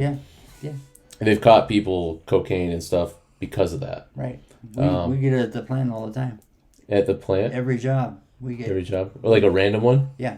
Random. Well, that makes sense, especially with the job. Right. Like I obviously get random ones, but with those guys, it's very crucial because they want to make sure, especially steroids, because they're in combat sports. Yeah, it's a competition for. Yeah, but even like I would say, even like bodybuilding, I've known guys that were bodybuilders where they're like 100% natural. They're doing natural bodybuilding competitions, but they would use steroids. Yeah. All the way up until like 2 weeks before the competition. Now is that? And then just drink a bunch of water and detoxify. Right. Like, you know, lemon and all that stuff, and they'll take laxatives and all that kind of stuff to try to, like, you know, push everything out of their system. And then they go compete in a natural bodybuilding competition. And they're set. Yeah, but they've been using steroids all year long. Now, is that fair? No, not at all. But I would say like I feel like that's a little different. Yeah. I don't know. And what is your earliest memory? You hear it? That song.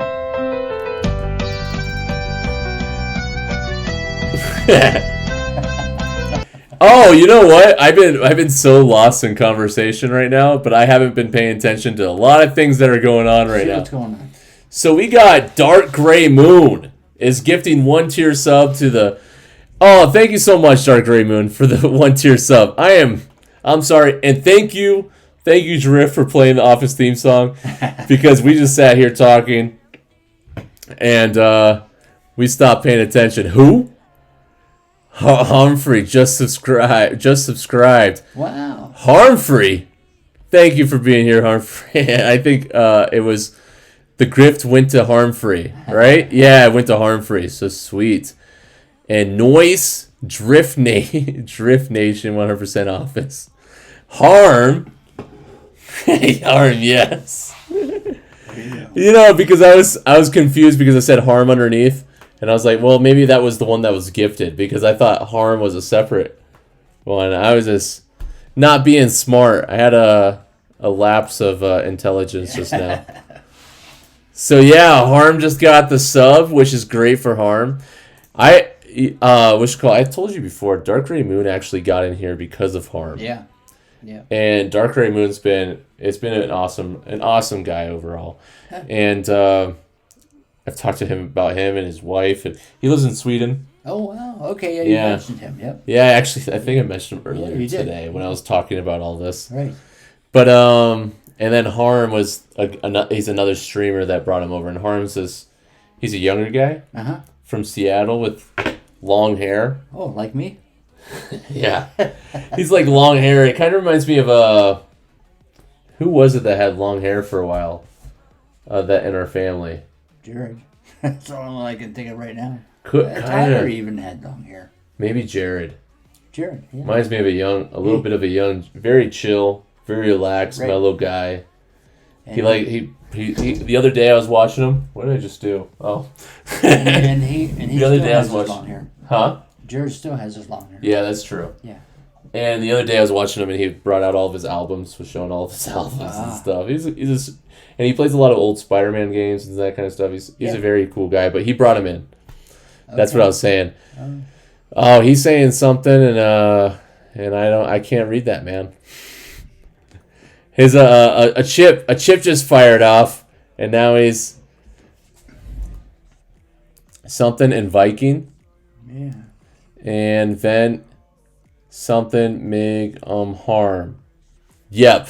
Crap, I can't read it. Dark, can you do a quick translation for us? A quick translation.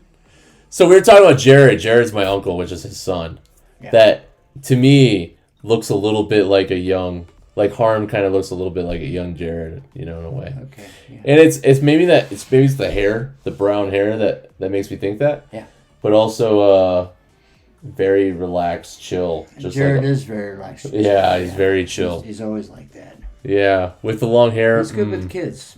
Huh? He's good with kids, though. Well, I think that helps. Yeah. Patience. Yeah. I think one of the things that helps me as a parent, and I don't know if I'm I think I talked to these people the other day. Oh, I don't know.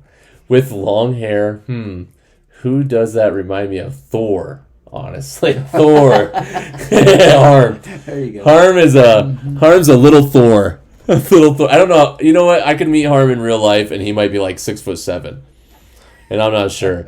I'm 6 foot though, so I'll be slightly under 7 inches underneath, and that's almost a head. That's almost a head. Could be a bit of Thor. We need a hammer.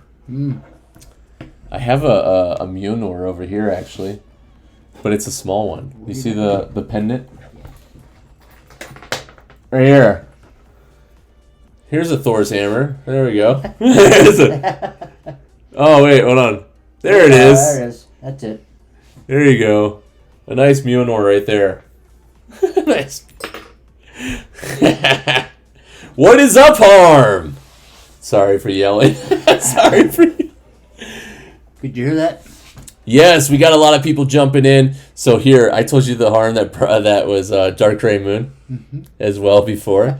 But Harm right here, he just rated us with... Here, let me scroll up so you can see. And they're all spamming me with all their... If you can see the emotes that were coming up. Yeah. So he spammed me with a party of 9 people. Oh, wow. You are a northern god now. That's what I was going for. Again. I used to. I would.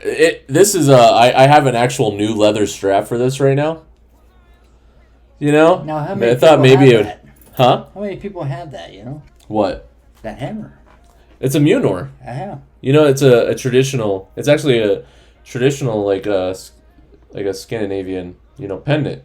They found these in graves and all that kind of stuff. Okay. It represents the hammer that Thor actually wielded, right? Mm-hmm. Which I would say this isn't the best. This is an actual replica, and it is silver. But when it comes to one of the things that are it's going to be nerdy. One of the things that are particular about Thor's hammer is that it's has a shorter handle than the sides, right? The Marvel Thor's hammer is not the most accurate. Okay. Yeah, there's a whole like tale, on why it has a shorter handle. I'll have to do some research on that. That's.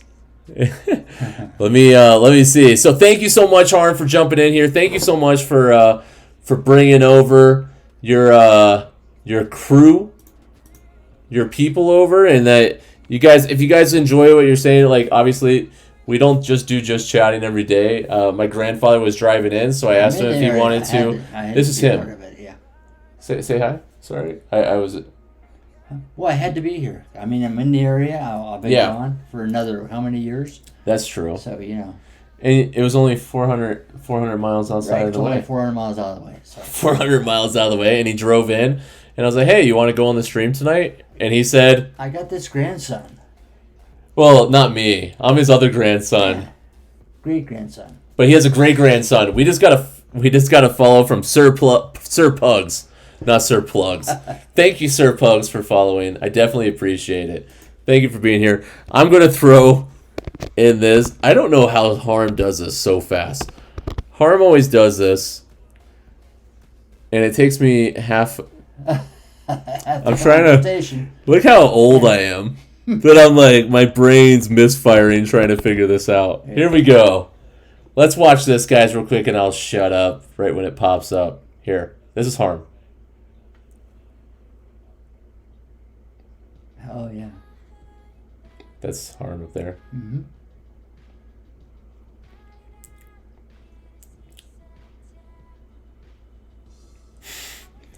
That's him. And I've never actually seen him play a first-person shooter on his stream. I know he has said he's done it, but I've never actually seen it. So we're going in here. Dark Gray is still throwing... Oh, he's talking about... Okay. We got a lot of... I see Freya right here. Odin with an E, which is regional. And then Andrea? What is that? Which one, Andrea? Yeah. I don't know that one. Okay. The Finns and Hell. Dark! Have you been booze bagging? Have you been booze bagging tonight, Dark? Have you been... I feel like there's been a little booze involved. And he's like, you know what? Screw English. None here, yeah. No English. Yeah. English is his second language, obviously. But he's like, you know what? Screw these people. They can use Google Translate to talk to me. Thank you, Sir Pugs. I'm scrolling down my list right now. So Harmfree, thank you so much. I got the fast fingers. He's talking about his shooting over there. Okay, yeah, right. Mm-hmm. He does. And Harm, we were just talking about you. No, not this clip. Not this clip. You know what? Harm's done it for me before. That I'm going to do it for him. Uh-oh. You know? Because every single time that Harm does a clip of me, it always ends up being a clip of me wearing that cowboy hat right there. Oh, really? Yeah. So you want the hat? And I'm like, always the cowboy hat clip. You know, let's throw up one more of Harm because we're going to show him more love. Here it is. There you go. Oh, yeah.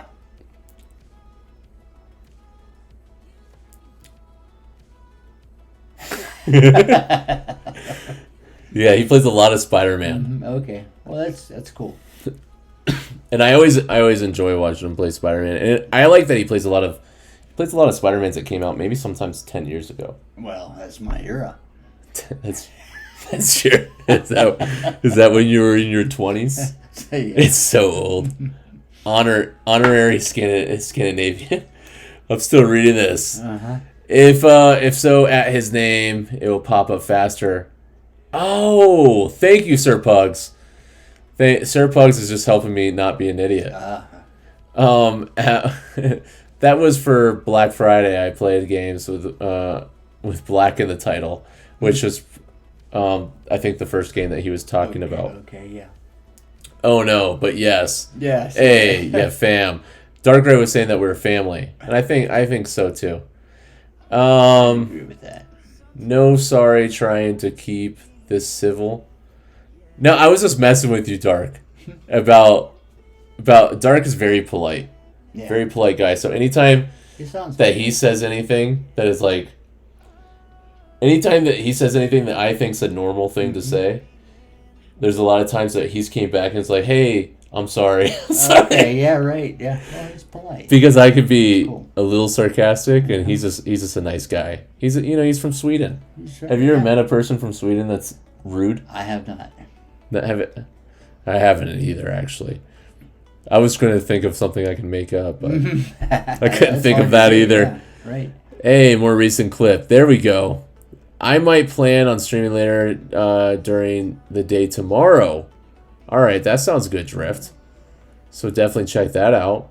The both of you are all Thor honorable. Well, thank you, man. How about that? Members of the gods, the Asgard, and the Vanir, hopefully. That's the two separate. Okay. Yeah, that's what. Took me a while to realize that too.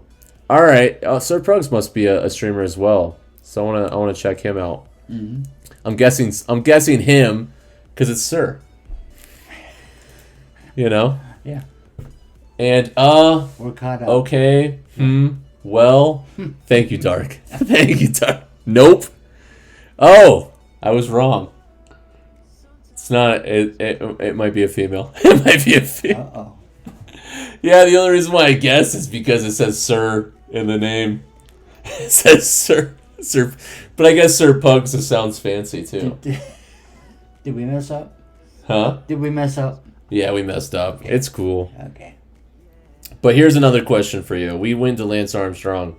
What is your earliest memory? Wow. My name is a lie. My name's... My. Well, it's okay. It could have been Lady Pugs, but I guess you went with Sir Pugs. Mr. and Mr. Thor. Dark Gray Moon's been bagging the boozes. And I love it. I always enjoy when Dark Gray Moon is drinking and he just throws out random things like this. That's the idea, yeah. You know what? Because as like if I'm playing video games Yeah. and the chat's not, and let's say like right now the chat's pretty good. Like if the chat's not like pumping them out or whatever, and it's not like a lot for me to read, and I feel like there's might be a little dead air, and I get a little nervous type thing. Mm-hmm. If Dark Gray Moon is boozing it up, I don't have to worry about that. Oh boy. because then when I'm playing a video game, I look over and I see Mr. and Mr. Thor. Right, yeah. And I could probably, I'm not going to do it now. No. You prefer Loki? can't. No, I do not. I prefer Thor over Loki, 100%. But when it comes to Mr. and Mr. Thor, I could probably rant on that for a while. Oh wow. Yeah. Yeah. I'm not going to do it now. No, you But, can't do it now. and I could rant on Loki for probably half an hour as well. Uh-huh. Right. And so what is your earliest memory? I don't really know. That can go way back to simple times. I guess one of my earliest memories is back to airplanes, Air Force, and it was when I was trying to make myself an airplane. Okay, and I was probably 8 or 9 years old. Yeah. And I tried to make an airplane that would fly, with the rubber band, okay, where you could wind up the props, because I saw one at the store, and I worked on that thing, and I showed it to my dad, who wasn't a kid person, he usually didn't associate him with what our problems were, when we were kids. And so he looked at that, and I think the next day he came home from work and brought me home a box of this balsa wood. Yeah, like real light wood. And it was this plane that you put together, it slid together and everything, and it had the rubber band and the prop and everything, and you wound it up, and that was one of the greatest gifts I got from him. Really? At that time, yeah. That's pretty cool. And it's probably something, he saw something like that maybe there's some other like almost like he's like, oh, I think that's cool. Yeah. That's probably what it was like, almost like a shared interest without. Right. It was a shared interest that I didn't realize that he had in him. Yeah. You know, but he showed it then, and I thought, boy, this is so cool. And I savored that thing and took care of it, and it had the little wheels on it. It could land on gravel driveways and everything. You know. But that was one of the better times, you know. One of your better memories from childhood. Yeah, right. Because I've heard, you know, I mean, we don't have to go into that. We're not going to, but I know there was good and bad. There is good and bad. Yeah, and I think that's the same as everyone's childhood. Yeah. Right. I think there's some times where, okay, we are not. Wait, what? Both of you seem like lovely people. Well, thank you. Mm-hmm. And you're also lovely there, Dark Gray Moon. But I think when it comes to, like, you know, childhood growing up. Yeah. Like, there's some people that might have some, you know, actual bad experiences and good experiences, right? Right. Sure, everybody does. But I think even when you do, like, let's say like me, I guess, in my shoes, like not my shoes, but like to my kids. Yeah. I think I don't get angry with them. That's one of the things. I'm just not an angry person. Right. You know, and you're not. I don't remember the last time I've been angry, honestly. Like I've said, I think I told you that before. Yeah. Yeah. And so I have a lot of patience with them. I do other things to punish them. I do like taking away something. There or you like, go. Right. Hey, simple. Yeah, or with Jet, I'm strict in the way where I give her homework during the week, during the summer. Yeah. Like she has homework every day in the summer. Right. During the weekdays. Yeah. Because I want to keep her mind working. Yeah. Right, and I think that... And you should. Having her on a schedule like that ends up, you know, also having discipline, and then helps her, you know, overcoming things, and like, you know, just keeps her going, right? It'll make her better. And that she has something to do as well. Like, just, it's not like super complicated. It's like Portuguese, reading, math. Right. Yeah, to me that's complicated, but she's handling it fine. And then dictionary words. But I think even like, I know, you know, she's never had like me, you know, like punish her physically, right? She's never had that, you know. But now I was raised with a switch. Yeah, and I was too. When your dad walked out to that tree and had pulled out his pocket knife, and he cut like a 6-foot switch. Yeah. Because you were bad and used it on you. Oh, you're talking about me? No, me. Oh, I thought you were talking about my dad. No. Oh, wait. No, I don't think your dad ever did that. You're talking about the branch stuff? Yeah. Yeah, sometimes. Oh, yeah? Yeah. Okay, see, I didn't know that. Yeah. Okay. Yeah. Well, we got... Yeah. High five. High five. There we go. But no. Oh, man. But yeah, stuff like that. Yeah. You know. There's the good and the bad. Yeah, it's good and bad. But I think that even in that I learned, you know, and maybe it wasn't the best at the time, but it turns you to who you are today, I guess. Yeah, right. It maybe better, yeah. And I'm like, with my daughter, I think even with my daughter, like, no physical punishment or anything. Like, I think when she grows up, she'll be like, man, my dad did this. Oh, yeah, right. Man, that guy sucked. I learned not to use the switch on my kids. Yeah? That's what I get out of that. Yeah, I don't do that. I do, you know what? When she was younger, I did the corner. Huh? I did the corner. Corner? Oh, like, really? Stand in the corner? Go stand in the corner. Really? Oh, that's horrible. Why? It's better than the switch. Yeah, it's way better. But you know what? It's so boring. Like, I remember when I was a kid having to stand in the corner, and it would feel like you would be in there for 5 minutes. And it feels like you're there for a year. Yeah. And your mom would say, turn that head back.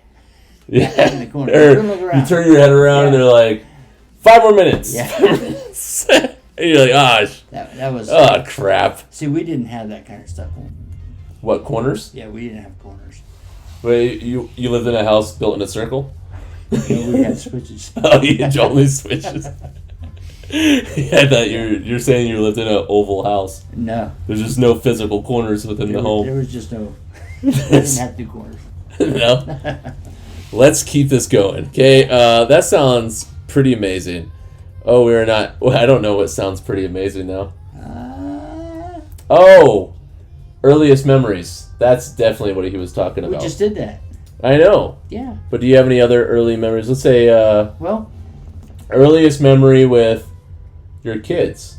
With my kids, Yeah. I have a lot of memories with my kids. Wow. And I will say that the Switch wasn't the tree branch Switch wasn't Yeah, always. no. It wasn't the biggest. It wasn't the biggest use. That wasn't the go-to. One of the So I will say that because we are on here. one of the bad memories I had. Oh, you don't have to say the bad ones, but Oh, it you wasn't a think- bad one. It was just an incident yeah. that happened. I love wrestling with my kids. Okay. Okay, when they were all, I don't know, 6, 7, 8, you know, we would pile up in the middle of the floor and actually get down and wrestle with each other and have fun, had a good time. Yeah. And one of the kids, I was on the floor and I pushed another kid away, and one of the kids knee dropped me in the chest. Which one? I don't want to say. Was it my dad? No. Oh. It was Jared. It was Jared. It was Jared. But he broke a couple ribs. He broke your rib? Yeah, and I never said a word. Does he know this today? No, I don't think he does. I'll send him this clip. I'll send him this clip. I'm just joking. I'll say, hey, look what you did, Yeah. jerk. But I got up from that and I was hurting pretty bad, you know. But it's just something that fell by the wayside, you know. What was Because we had a good time. Yeah. Yeah. So. You don't want to end it with you going, I can't breathe. No. You know? No, I didn't want to do that. Or like get upset and say something like yell or anything like that. Right. Yeah. But you know, things like that happen. So you played, you got hurt, and then you just kind of sucked it up like a man There you go. and walked away and walked away. Didn't want to ruin. Yeah. Didn't want to ruin you know, the but everybody moment. had a good time, and so I just let it go. It was okay. Well, that's good. Yeah. I'm trying to stay away from this beer right now Okay. because it's making me burpy. Ah. It's giving me a lot of gas right here. Makes me feel like And I I'm need another one. on a mic right now, and I'm going like Oh, okay. trying to like barely Yeah. push them out. Yeah. You know. What about your what is one of the moments that you can remember with your grandchildren? When I say grandchildren, Oh. when I say grandchildren, I think I'm talking about what these people would say God tier. But God tier means like top tier. Grandchildren. And when I say grandchildren, I'm talking about Sarah, Uh-huh. Tyler, There was an incident with Sarah. myself, my siblings. I'm not going to go through all their names, but I Yeah. just realized it's not a good idea to do right now. But you know, I used to like the skateboard also. Yeah. You know, I heard about how you learned how to skateboard. and you did? Yeah. How did I learn? I learned, so I was going to go into this next, but I heard that you found out that Jared and Ben and maybe Jacob was too young, I'm not sure, but you found out that your kids were skateboarding essentially, Yeah, right. and you were out on a job, and then you got a skateboard and started practicing so that Yeah. when you'd go home, you would also know how to skateboard, And I did. and you could skateboard with your kids. Right, yeah. There was a time with Sarah when I was trying to teach her how to do an ollie off of a ramp. Can she ollie? No. Okay, I was pretty impressed. Uh-huh. I'm thinking of Sarah in my head. I'm like, she can ollie on a skateboard. That's Yeah, right. I wouldn't put two and two together. But I was trying to do, an ollie and press twist, go back down the ramp, and the thing got away from me. And this is totally educational. But I landed on my shoulder, and I actually pulled cartilage off of my shoulder right here. Mhm.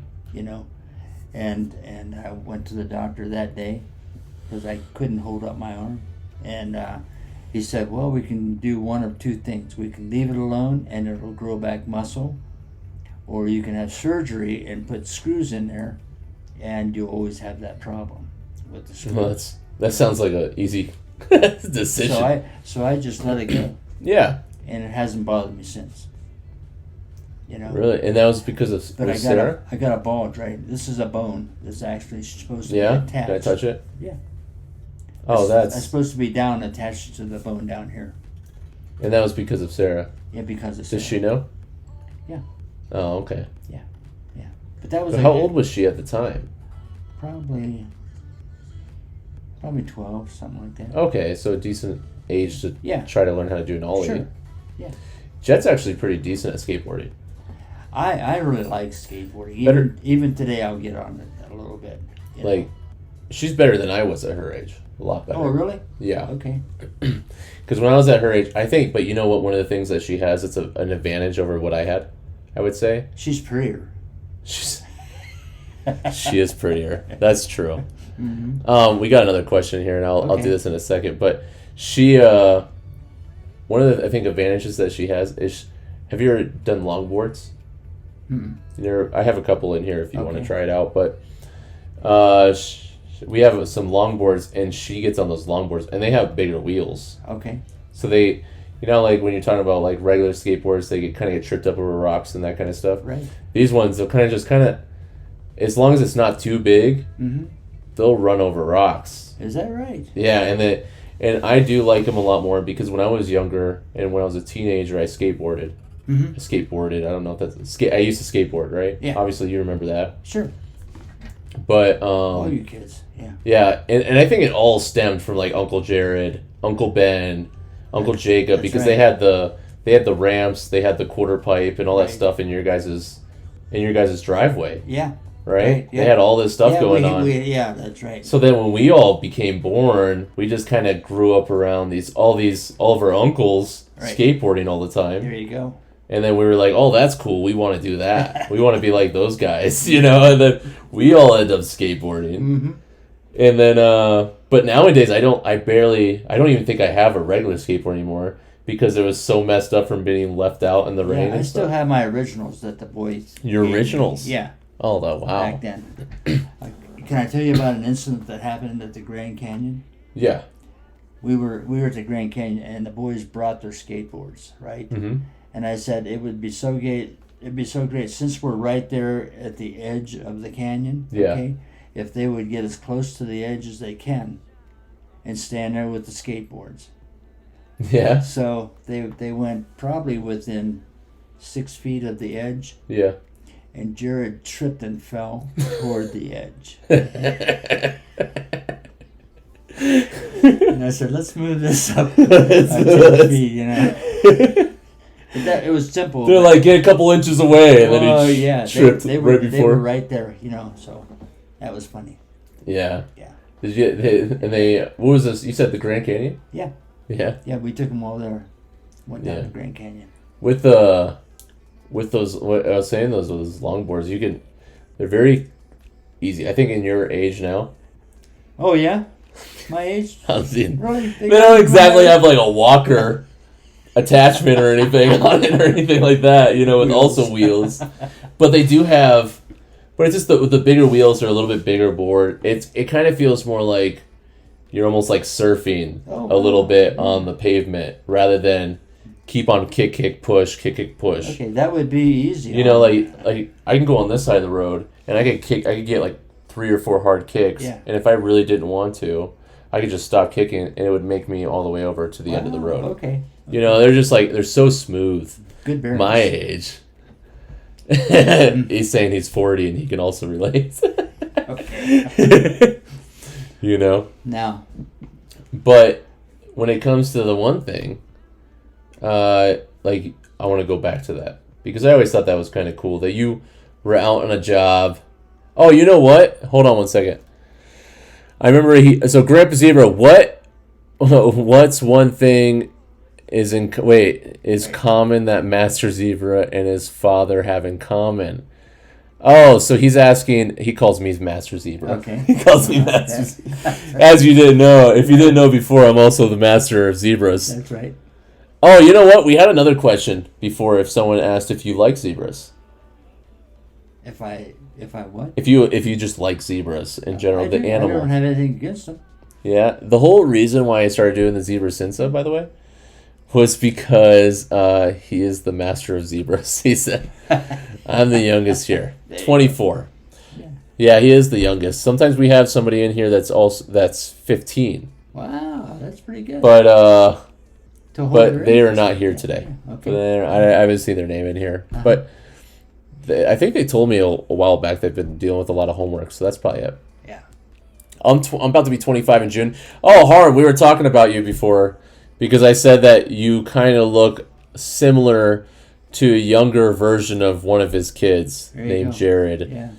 Yeah, which when I was a kid, I thought was probably one of my coolest uncles because he was very good at skateboarding. 23-year-old.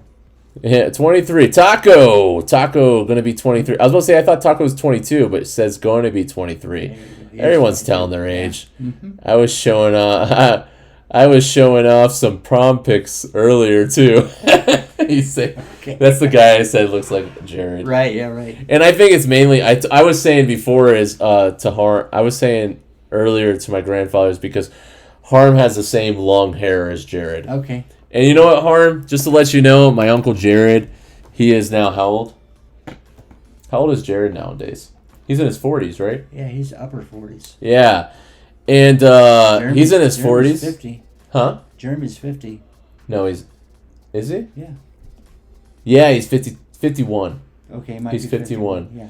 So Jared is the second oldest, so Yeah. he's going to be probably in his late 40s. Yeah. But in his late 40s, he still has the same long hair as He does. He never changed. Yeah, he never shaved. Yeah. He never cut it. He's had the same long hair when he was probably a teenager. He's always had it.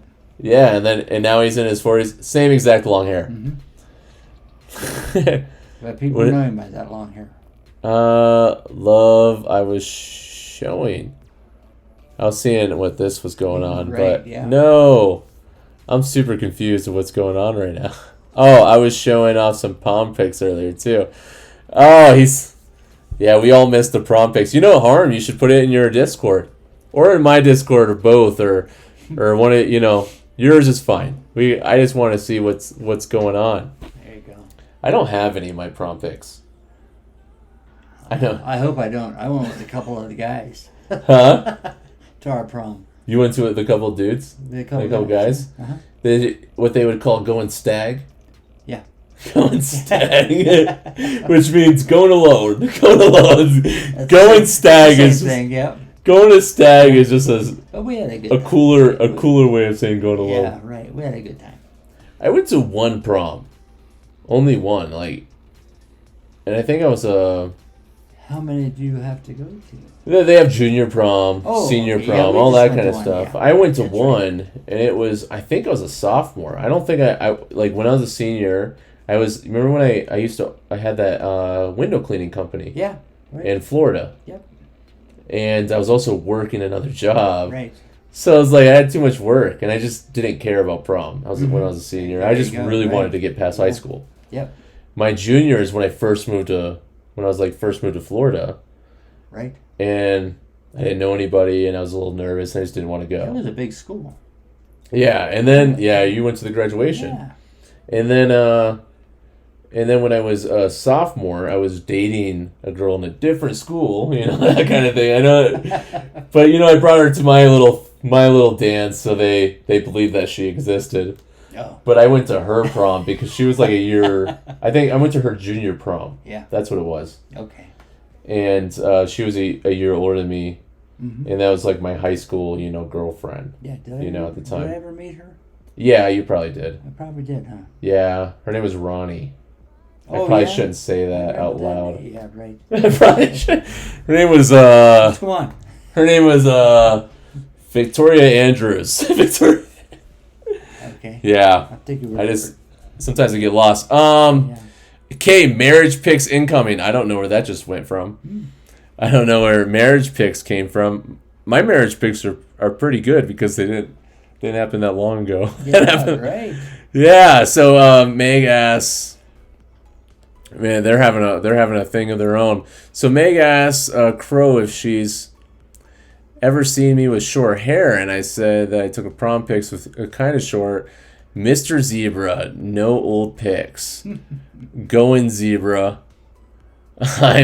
I'm sorry, but are you sure? Yeah. See, this is what happens. Okay, marriage pics incoming. Maybe. Well, ours maybe. Oh. Yeah, so I can do some marriage pics, but they're honestly not that bad. But he might be talking about his marriage pics. They might be. I'll post prom pic on the Discord. Yes. Yes, Harm. Because we want to see what you look like with the hair. He's in college now, but Okay, obviously he's in his 20s. Looked a lot different. Yeah, he's a cool guy. Like I said, he had the albums. He was going through his albums the other day.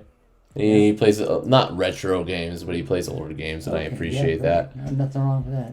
You know, and he's very very relaxed. Good. I like very, that. very like, Yeah. hey guys, what's up? I don't know if huh? that's his voice. Yeah. I'm not. What were you gonna ask? I just said he's easy going. Yeah, very easygoing, right. very chill. Yeah. And I enjoy that. He's actually, I will say, I don't watch a lot of streamers, and he's one of the ones I watch that stream video games. I watch a few of them that don't stream video games. He's one of the ones I watch that actually stream video games. So, Midas, I think I'm saying that Midas. What is up? How are you doing, man? Or woman? How are you doing? Harm saying because I'm talking good about him. He's a great guy though. Yeah, he is. So Midas, Midas. What is up, Midas? How are you doing today? Are you enjoying your night? Do you have any? If you guys actually, you know what? There's a lot of new people in here and that kind of stuff. There is, huh?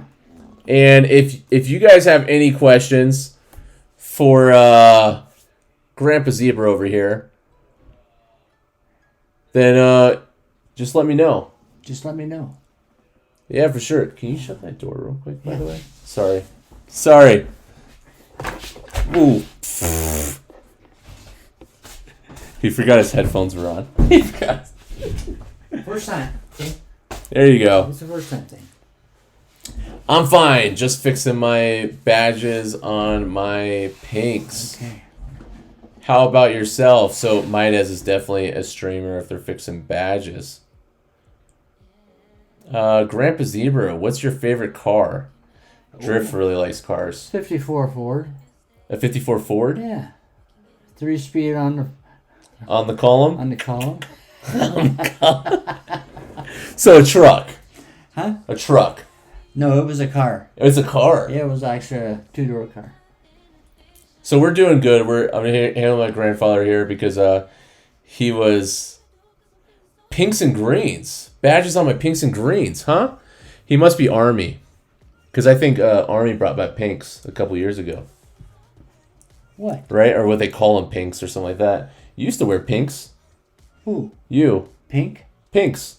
In the uniform, military uniform. In my Those Air green Force? ones. Those like all green. They call them pinks for some reason. I don't understand. They? Yeah. We call them 505s.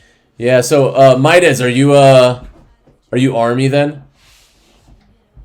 These 80-second guys asked me if I'm playing Pokemon with how many badges I got. He's 82. That's hilarious. Because they hear badges, they're thinking of Pokemon. That's what he's talking about right there. Yeah. But Midas, I'm guessing Army then, right? I don't understand the pinks thing. Navy. Oh, yeah. Navy then. Oh, okay, wow. Navy then Army. So you're originally Navy. You went in Army. So he was in the Air Force. And he may have served 2 full terms, you know? Oh, he's definitely probably been in longer than at least 8 years. Right. Probably with that, right? And so he was, Air Force veteran from Vietnam era. Yep. And I'm active duty Air Force right now. They already know that, so I'll say it. Yeah, I'm sure. I already said. They already know that. So yeah, I'm active duty. I don't have peaks and greens, which I'm glad.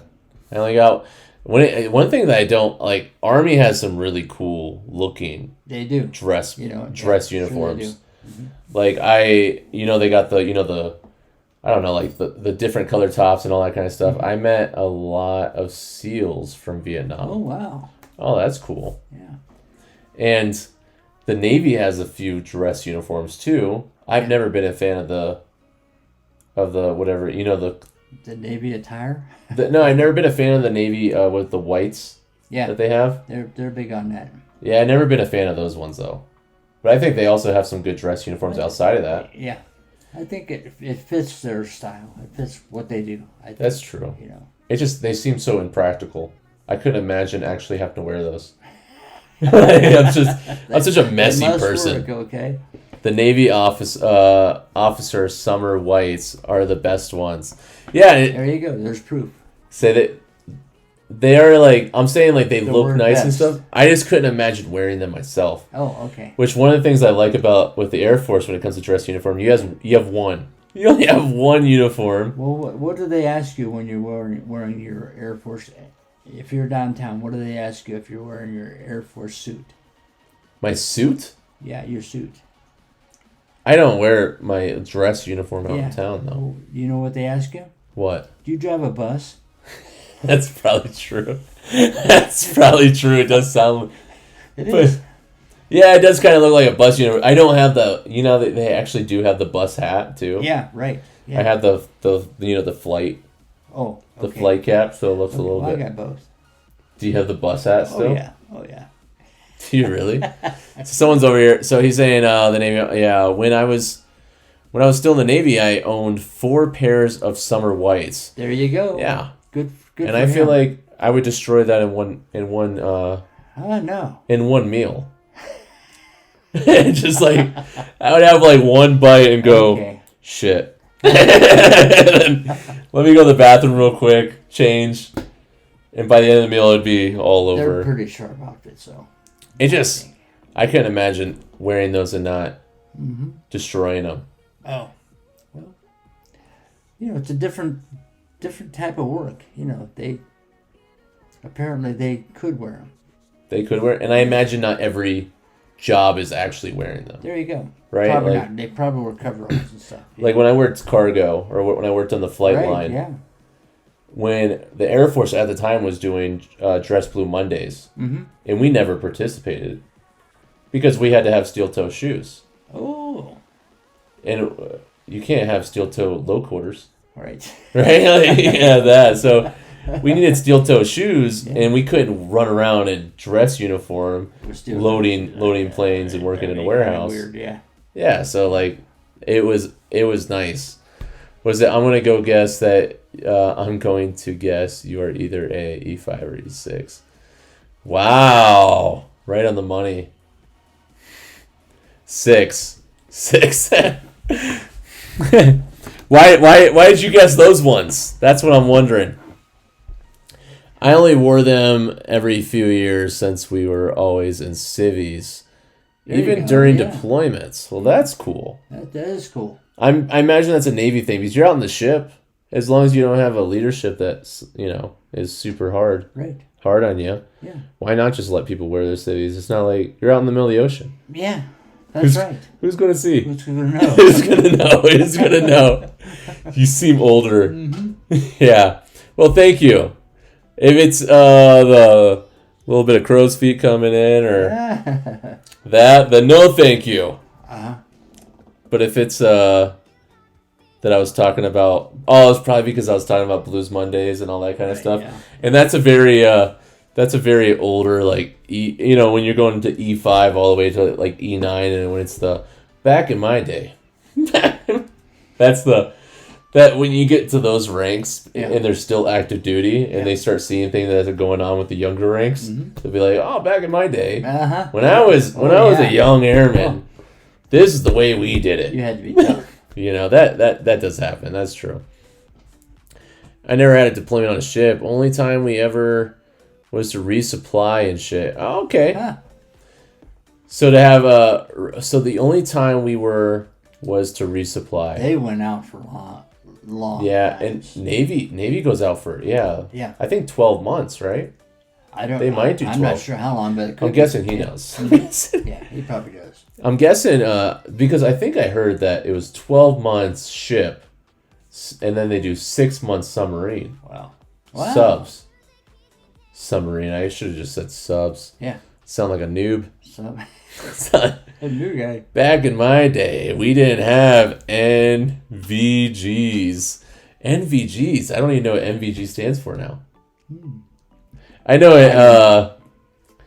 What is it? I know what BG. What is it? BCGs. Yeah, I know what BCGs are. I don't know what NVGs are. I don't either. That might be a Navy or an Army term. It probably is. And one of the other questions that I had over here, and for you, is you talked to, like, I already asked night vision goggles. Oh, we didn't have night vision goggles. Yeah. They had smoke signals and flags. They had flag. Blankets. Okay, awkward wedding pic in your Discord. Oh, you know what? There we go. Let's pull this up. And we're not even going to pull it up. We're going to do two things real quick. I want to put this in studio mode because we're fancy. Mm. And then I'm going to do this. Okay. And it is watching this one. Right? No. So here we go. We're going to put that big screen. I'm just showing him, oh, cringe. Oh, cringe. Let's see how cringy it is. Uh-oh. We put it up here in the pics. Oh, here we go. Wait, who's Look. that? Oh, it's Harm. I thought he said, here we go. You guys want to see Harm real quick? You guys want to see this young stud? There you go. There you go. Look at that guy. That's a good picture. That's not a bad picture. Not at all. I told you he looks like... Hello. Now he has the long hair. Yeah. Oh, yeah. Okay. And he's with this fiery red fox. There you go. That broke his heart at the end of the dance. She left him for the other man. No way. Yeah. He actually told me about this. See, the I other didn't day. have that problem because I went with a bunch of guys. They didn't leave you with other guys for another group of friends. Oh, well, that's too bad, you know. Yeah. And I made all that up. Does he read the chat? Yeah, I read the chat, man. What is up? So, hey, sorry about this, guys. Hey, guys, love the stream. Thank you. Grandpa is so cool. This is our money. Yeah. And here we go. Drift Night Nation. Actually, she's sitting right next to me. Right. Is she really now, Harm? I was just saying. Oh, thank you for loving the mustache there. There you go. Looks dope. Does he read the chat? Yes. Say our money. By the way, the only reason why I didn't read the chat is because I was pulling up my Discord and changing my scenes, so I could pull up Harm so everyone could see Harm's prom photo. There you go. Because I thought that was something that you guys all needed to see. It's a good pick. Yeah. And I'm going back to Midas. So when I start to veer away from the chat and we're just talking, then I'll end up going back to where I started and coming back down. So it's all about, and that's what I'm doing right now. So Midas says, it's all about 12 years, but it's been almost 11 years since I've been in the Navy. Yeah, right. LOL. Yeah. Okay, so we're probably about in the same boat. I've been in for 10 years, and you did 4. You're saying, because that was during the 400 years ago. That's 400 years ago. Dark Ray said he also put up his wedding photo up there. Ooh. However, I didn't see it in there. I didn't see it in there at all. But I do enjoy this photo. I don't think it's that... I think it's a great photo. I think it is too, yeah. Yeah. It fits the time. I think if my prom picture, that's when... You remember back in the day when I was a little bit more ghetto? Yeah. Yeah, I do. had the little... what's that called? The little pinstripe beard going on. Yeah. And I had the fade and all that stuff. I'm sure my prom picture looked a lot worse than this. I'm glad that I don't have one of those sitting around. Yeah. Does he read the chat? Yes. Looks dope. No. So now we're going back down. She's actually sitting right next to me. And I already said it. Yes, we were at 7 years. Yeah, I made up the entire story of him telling me that she left him that night. So Huh? I just wanted to see what he would say. Oh, wow. Yeah, so you guys are still together after 7 years, Harm. So he actually married her.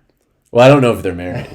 That doesn't mean... But you know what? If you guys do get married, congratulations. Yeah. At 7 years, right now, you've already surpassed most marriages. Oh, boy, that's for sure. That's probably true. Yeah. You know? Please embarrass me, too. Man, it's a glutton for shame. Hold on, I got you there, Gray. I got you. How old is your grandma? Well, this is my grandpa, but... Grandma. She's a year younger. She's a year younger? Yeah. My grandma is 77. Yeah. And he is 78. 78 years old. I asked him what's the key to staying young. He told me blue moon. There you go. That's what he told me. Looks like he needs a haircut. You know what? His hair's a lot longer than that V-Moke right now. And it looks great. I think it fits him well. No, please, embarrass me too. Don't worry, we got you, man. That was the second time you put that in. Yeah. That was the shortest my hair has been in 7 years. Oh, I don't have much prom photos. Drift's probably in the same boat as me, as I had one like prom photo and it disappeared. Wow. You know, my grandpa is a lot prouder of me. Wait, my grandpa is a lot prouder of me. You would be disappointed. Wait, you would be a disappointment to my grandpa. Okay. This guy, I am head lumber inspector. You are nothing. Grandpa, I am your new grandson. You can see me on the holidays. Okay. Okay. He's a head lumber inspector. Wow. And you're a nuclear inspector. Nuclear welding inspector. Nuclear welding inspector. There could be some, and But I'll bet he has more fun on his job. that's probably true. It's probably true. There's no radiation in lumber. Yeah, right. And he's out And he's you know, outside. and lumber smells better It sure does. than Burnt steel. metal. Yeah. Than steel, yeah. 100%. I love the smell. Like when I was working in a wood shop, like coming into work with a coffee, and something about the mixture of the smell of like the coffee pot in the back Right. with all the sawdust Yeah. was one of my favorite things to is come a to good- work. Yeah. I loved it. Yep. What? No, I've been in the military for 23 years. Wow, good Midas. for you. Holy crap. That is a lot longer than me. And he's still at it. And he's still at it. He must. Yeah. So what? Why are you still at it there, Midas? Why don't you stop at 20? He might be trying to go to 25. There are It might people be that do some, that. A lot of guys go to 30. Yeah. Your brother. Ron, How many- Ron is still in. He's not still in, is he? No. I thought he retired. He did retire, but Yeah. it was over 20 years. He retired as a chief. Huh? He retired as a chief, right? Yeah. Mm-hmm. It was over. I think it was closer. It was close to 30 years though. I think it was. It was something like that. She's sitting down. I'm not that tall. Oh, she's sitting down. How tall are you, Harm? 6 foot. 6 foot? I'm 6 foot. I know. I'm guessing Harm is tall. I think He looks. He's a thin guy. Yeah. He looks lengthy. Well, I'm saying A little 6 bit? foot. Yeah. I want to say 6'5". Okay. You know, watch him say that I'm like 5'3". Like it's. And she's sitting. Oh please no! It's horrible. We're definitely getting there.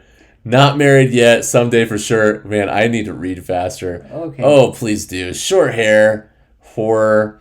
Yeah, I get that. But how old is your grandmom? Is she still single? No, she's married. This guy is slightly trolling right now. Right. Yeah. Honestly, Harm, Crow, adorable. If you wanted to know, I have wait, what? Oh, Rigger. so he's talking about right now. It looks like he's talking about his badges. Okay. He has a CIB, a rigger. Jump That's wings. cool. Jump wings is cool. Pathfinder, air assault, halo wings, so diver. That's actually pretty good. This looks like a lot of Navy stuff Right. too. Yeah. Right. You know my cousin Jimmy. Mm-hmm. He used to be what you call it, certify people for halo jumps and that kind of stuff. Yeah. Oh. When he was in the Navy, when he was in I think they call it search and recover. Yeah. He was in search and recover. Huh. So, and that was towards the tail end before he got out. So pretty much went all out and tried to get them all. Well, congratulations on getting them all because it seems like you're pretty much there. Pretty certified. Yeah, you seem pretty certified. Yeah. If I don't say myself. Mm-hmm. Nice. Want to see that resemblance. Okay. Okay. Please hit me, Zebra. Like a glutton for pain. See, how far does this go? I want to get that last promotion before I can get out. Oh, so where are you at? I'm guessing you're at an E8. E8, or you know what? He's in Army now. So he might be a warrant officer. I don't know. That could be Do they it still too. have them? Yeah, they still have warrants, or he could be an officer. Yeah. You know. Okay. Oh heck! Don't torture us forever. I'm just torturing you. I'm just a slow scroller trying to read. I'm so short. Guess. I'm so short. Yo, Drift Knight. Drift Knight's 5 foot and what you call it? 3.75. 5 foot and 3/4. Wow, that is pretty short. And 5'7". That's what I am. No, yeah, you're 5'7", but I wouldn't have guessed Harm was 5'7". No way. 6 foot. Yeah, I was guessing over 6 foot. Yeah, right. You know what, Harm? In my mind, you're over 6 foot. There you go. You know, I'm gonna look at you and be like, that's a 6'5". If I've ever seen one, that's a 6'5". If I've ever seen one in my life, right. 5'3", 4". Sorry, 3/4. Now she could be 5'2" or 3". You know. Well, that's a he. But she. Drift. Huh? Drift Knight is a. Oh, her. You're talking about her. Mm-hmm. Yes. And Drift is 5 3/4. Wow, That's just pretty over 5 short. foot, yeah. You know what? You need to find a nice. I know because Drift's talked about women before, and I'm not gonna. Yeah. You don't assume that he's not straight but also has interest in women. So with that, I'll say you need to find a nice companion. Yeah. That's 4'10". It doesn't. I think it helps if they're at least an inch shorter. But sometimes it doesn't matter. They can be 2 inches taller. You know what? And sometimes it might be better if they're the same height. Yeah. Because Carol's shorter than me. There you go. Dramatically shorter Quite a than me, bit, right? yeah, right. She's 8. I think I don't remember how tall she is. I think 5'2". Probably. Right? 5'2". Yeah. Mm-hmm. So I am 10 inches taller than her. There you go. And I have to bend over to give her a Right. kiss or something like that. Right, yeah. If she was the same height, maybe I'd have a better posture. Your back would be better. Better posture. If she was taller than me, I'd be standing up straighter. I could live a little longer, maybe. Right, yeah. I could live a little longer. Another couple of years. Another couple of years. I'm gonna have all these back problems. Yeah. That's probably what I blame her. No, I'm joking. She's great. Yeah. She's great. Yeah, she's fine. Love you guys. Well, thank you, Money. Thank you, Money. All of them are the Army ones. Oh, all those are Army ones. When I saw the dive, and I saw the Halo one, I just thought Navy. Oh, okay. Well, But he's saying they're all from the Army. Yeah, right. And he might answer if he's what's the next promotion you're trying to get to? What's the next rank? Oh, please. Oh, please, Zira, kill me. Man, I love this. Dark Gray, we got you. Don't worry. You know what? Let's just jump over to Dark Gray real quick. Okay. Because if you guys aren't a part of the Discord, you guys can jump in here and you can throw embarrassing pictures of yourself. And Dark Gray, I'm not seeing your picture, man. Oh, Dark Gray threw it in a chat. Let's see this. There we go. Oh, wow. Dark Gray Moon. Look at that. There he is. I don't know his actual name. And you know what? Dark It's Gray. not that bad. It's like a lot of It really these. isn't. I think people are the worst critics of themselves. They are. 100%. They're always Because that way, yeah. they see this. That's a very nice picture. It doesn't look like it happened that long ago. Now that looks pretty new. It's pretty new. His wife's from Switzerland. Okay. We've had this conversation in Nice the past. looking word. Yeah, right. So his wife's from Switzerland, and he's from Sweden. They're both fans of a band or of like a musical group named Bork, Oh, yeah. and they met in a chat room over like their shared interests of this music. Wow, how about that? Well, And good this for is them. like back in the day. They look like they belong to each other. Like this was like the 90s. Yeah. When they met in this chat room Right. back Yeah, in the day. right. Yeah. And star-crossed lovers because they're in different, I guess not, different countries. Yeah. Essentially, There you go. they met up and they end up getting married. Wow. They're a good looking couple. Yeah, Really? Dark I mean, Gray. really. He must be. People are the worst critics of themselves, and Dark Gray is he's a great guy. And look at that bow tie. I like it. I love it. Yeah. I love the bow tie. I like it when people go with the bow tie rather than the tie Yeah, right. because it shows that they have They've got talent. they have talent. I don't know. They just, I would say it shows that they have a little personality. Yeah, there you go. Because it takes That's a little bit better of word. it takes a little bit of balls to put on a that's what I bow tie was- nowadays. There you go. Yep. You know? And this, I don't know his wife's name. She looks lovely. Yeah. But she has a nice bouquet of flowers right here. She's pretty. Yeah. Yeah. Yeah, you know what? They're a good looking couple. They really are. You know what I like? I like his beard. Uh-huh. I get jealous that's a when I see macho anyone. beard. It's Yeah. it's clean. Right. It might be a little bigger now. I know he's talked about his beard, so it might be longer now. Okay. It's being military, obviously. I have like a 5 o'clock shadow Right. thing going on There now. you go. Right, yeah. But I can't grow that. No. And it makes me jealous sometimes. Like I want to have like a good couple inches. Yeah. Yeah, I couldn't You know? do that either. Yeah. So there you go. There, Dark. And it wasn't bad. Not at all. Not at all.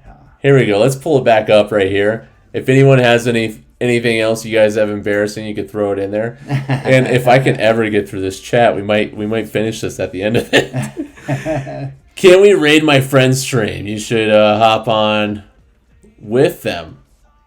I wear my ranked beret.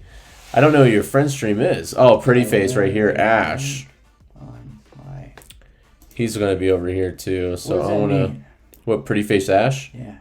Which one? I wear a rank on my beret. What is that? He has the rank up on his beret. Okay. As well as his uniform. Yeah. So that's he's trying to talk in code right now, which I understand what he just said, so I won't say it out loud. Okay. But that's cool. That's cool. I was trying to find this person real quick. Here.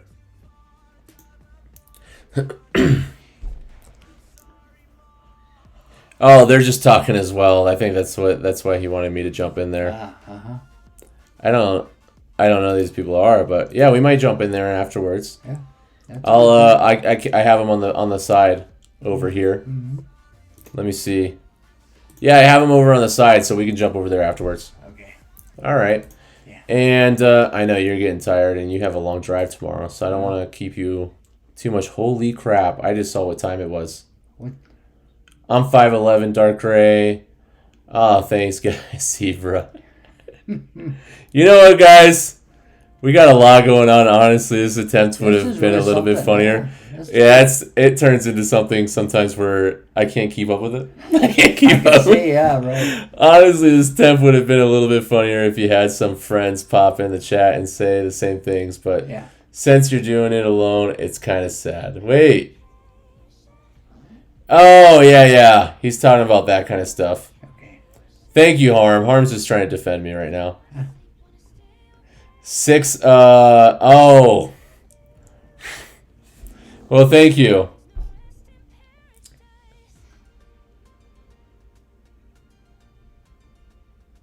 Oh, so maybe I'm not going to go to Armani's. I have shoulder boards on my uniform. Oh, boy. Oh, okay. I see what he's saying now. Well, thank you, Taco. I don't know what just happened. I was just going down. I was just going down the line. And I saw, hey, you know what? We just got another follow from Midas. Midas, I heard he has the golden touch. Ooh. The Midas touch. The Midas, did you not get that at the first? Yeah. Here, you know what, Midas? We'll come over here. And we'll give him one of these. We'll get him one of those. And I'll throw it out for him. Do do do. Doom doom doo doo doo doom. And then we'll give him one of these.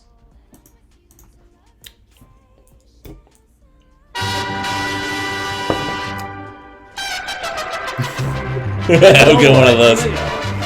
I'll see you later. You know what? We're probably gonna head out. So was it that one guy that you guys Taco just banded? Well, thank you, Taco. Thank you for taking care of that. I don't know what was going on. It seemed like there was a couple people trolling inside the chat, which is going to happen once in a while. First time happening to me. Really? Yeah, I've had a couple people maybe like jump in and say. I had one guy jump in and tell me that he was part of like Al Qaeda or something, and try to like say like goofy things, and then he told me that he was part of the Illuminati. But I just kind of made fun of it. Yeah. And then what I said was like, hey, what's up, lizard man? He's now they'll joke around. Illuminati people are like lizard people. Oh.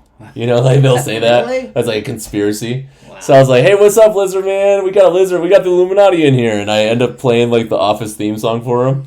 And he was like, I wasn't expecting that reaction. And then he completely stopped and just started talking normal. Oh, wow. How about that? So it was kind of funny. Right thing, then. Oh, okay. Well, thank you, Taco. Thank you. Sorry, but yeah. Oh, Lizard Boy. Yeah, Taco was there when we were all talking. We just kept on calling him Lizard Boy for the rest of the chat. I know, right? We were after this guy. we were after this. Well, thank you so much. I wasn't even all the way down. Midas is putting up the trying to get the Discord right there, and if I was smart, Midas, I would have that command in there. I would have that command. 22 pounds since February. I'll take it. That's pretty good. Let me go right here real quick. I just, after seeing the time. Yeah, I see that now. Yeah. Wow. That, you know who's not going to be happy with me? Why? You know, Lady Zebra. Yeah. Lady Zebra's not going to be the happiest with me right now. Yeah. This is the latest I've ever been on a stream. Is that right? Yeah. It was a good time. I usually cut it around 12. Mm-hmm. Or maybe less. I try to do less. Yeah, to be asleep by 12. Right. That's usually the goal, is to be asleep by 12. There you go. So, Midas. There you go. You know what, guys? Though we are going to be getting off. Grandpa Zebra over here needs to be driving out tomorrow. We had a couple other questions. You know what? I want to ask. Can I ask you one more question? Yeah, go ahead. And we got time. And you know what, guys? I don't want to do this to you guys, but I'm going to ignore the chat just for a second. I just want to ask this one question, and then we're going to find someone to raid. I always try to raid somebody that's this other small streamer to kind of like share the love a little bit, you know. And if people like them, they can also follow them as well. So I always think that's a good idea. What right? are you asking? Oh, that's not asking you a question. I was just talking about the rating thing. Is like after this, we're going to pretty much take the viewership and throw it to a different channel so that they can watch a different channel. And okay. And that kind of like like it supports other people. You know, if they like them, they can also follow them. All that kind of things. And I think it's just you know, a big mix. You know. Yeah. For lack of a better term. There you go. The connection, the thing was the connection. I brought up the story about with when like when Jared and all them were getting into skateboarding, and you learned how to skateboard not even when you were at the house, you learned how to skateboard while you were away for work, so that when you came back you would show up and be like, hey, I can also skateboard. Yeah. Look how cool I am. Or maybe not that, but like, you know, like it was. But that happened. But yeah, and I'm saying like, what you have that, right? Yeah. You have, let's say, with me, my siblings, Jared's kids, and even Ben's kids. We're all kind of different age groups. I think like me and Sarah are closer in age, right? And Timmy, right. And then when you kind of have like another tier underneath that, another tier. Yeah. And then Jake's kids and my kids are more similar in age. Right. And Jake's kids are skateboarding. Are they? Yeah, and jet skateboarding too. But like, that's cool that they're all skateboarding. Right. That's cool. Maybe I'll try to throw Bjorn on one in a couple of weeks. Mm-hmm. You should learn how to walk first. But what I was thinking is, between your own kids, between like grandkids, great grandkids, and then all these tier of different like generations almost. Yeah. You do find ways to stay connected.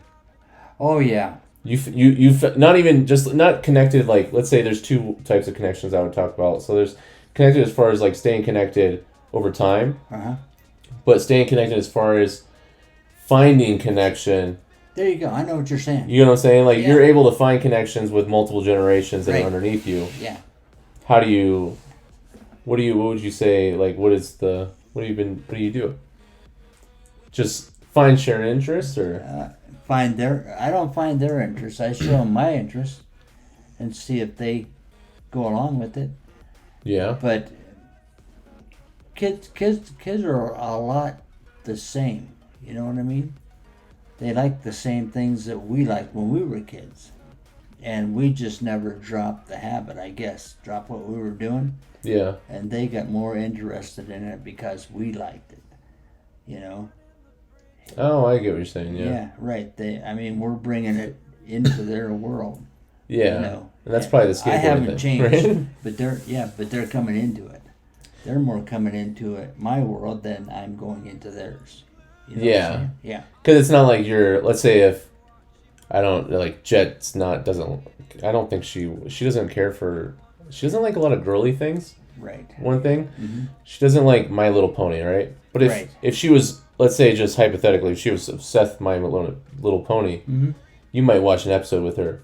Yeah, oh, sure. But you wouldn't like binge My Little Pony for the whole thing. You'd be like, hey, That's you should cool. try this. Yeah. You should try There you this go. after Right. an Let's do something episode. else. Yeah, let's. That was a cool show about ponies. Right. Have you ever skateboarded before? Have you skateboarded before? Is that what you do? But, that's the way it is. Yeah. Yeah. I just... It's trying to find something that you both find, Right. Enjoyable. Yeah. Essentially. I don't think I'll ever quit the trampoline, because all kids like that. Oh, yeah, that's for sure. Yeah. And skateboarding, everybody can do it, right? No. Sure they can. You could. So anybody could. Well, no, I I don't know if Jet skateboards or not. Does she? Yeah, I said it. Yeah, she skateboards. She longboards. Oh, yeah, Same thing as that's right. skateboarding. You know what I saw at the 2 campgrounds ago? A centipede skateboard. That's a skateboard. Oh, with like multiple wheels or something, or Probably, I'll bet there's 8 to 10 rows of wheels how does that work? on this. It works good.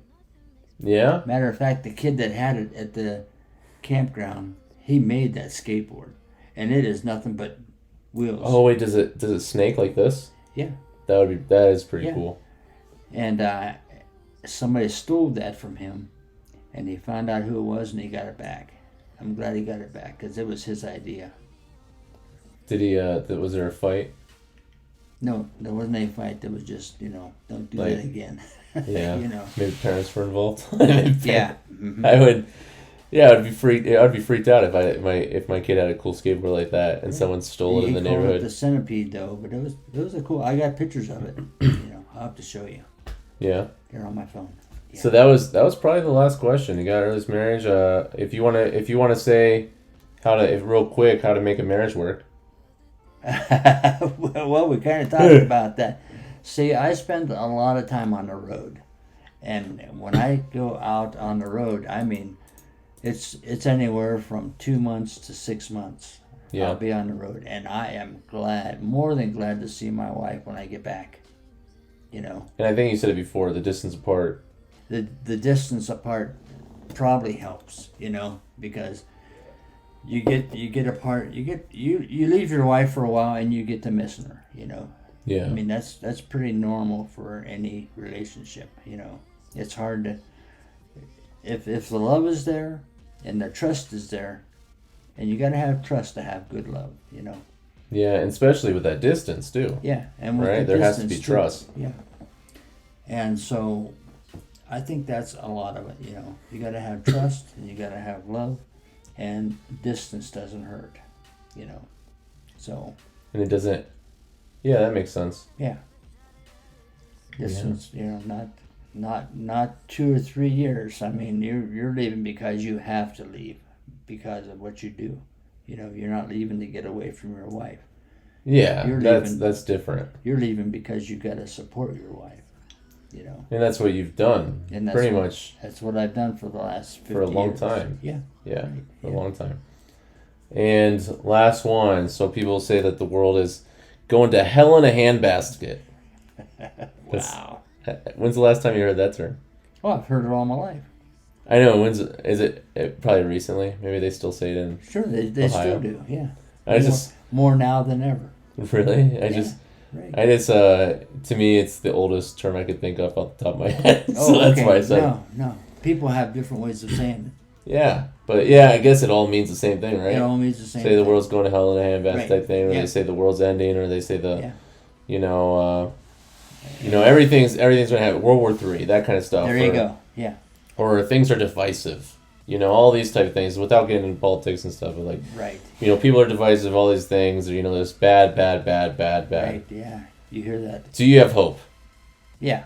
for the world? Oh, I have hope for America. For America, what about the whole world and America as well? But I'm saying like for the whole world too. But everybody's saying that America is turning into the world.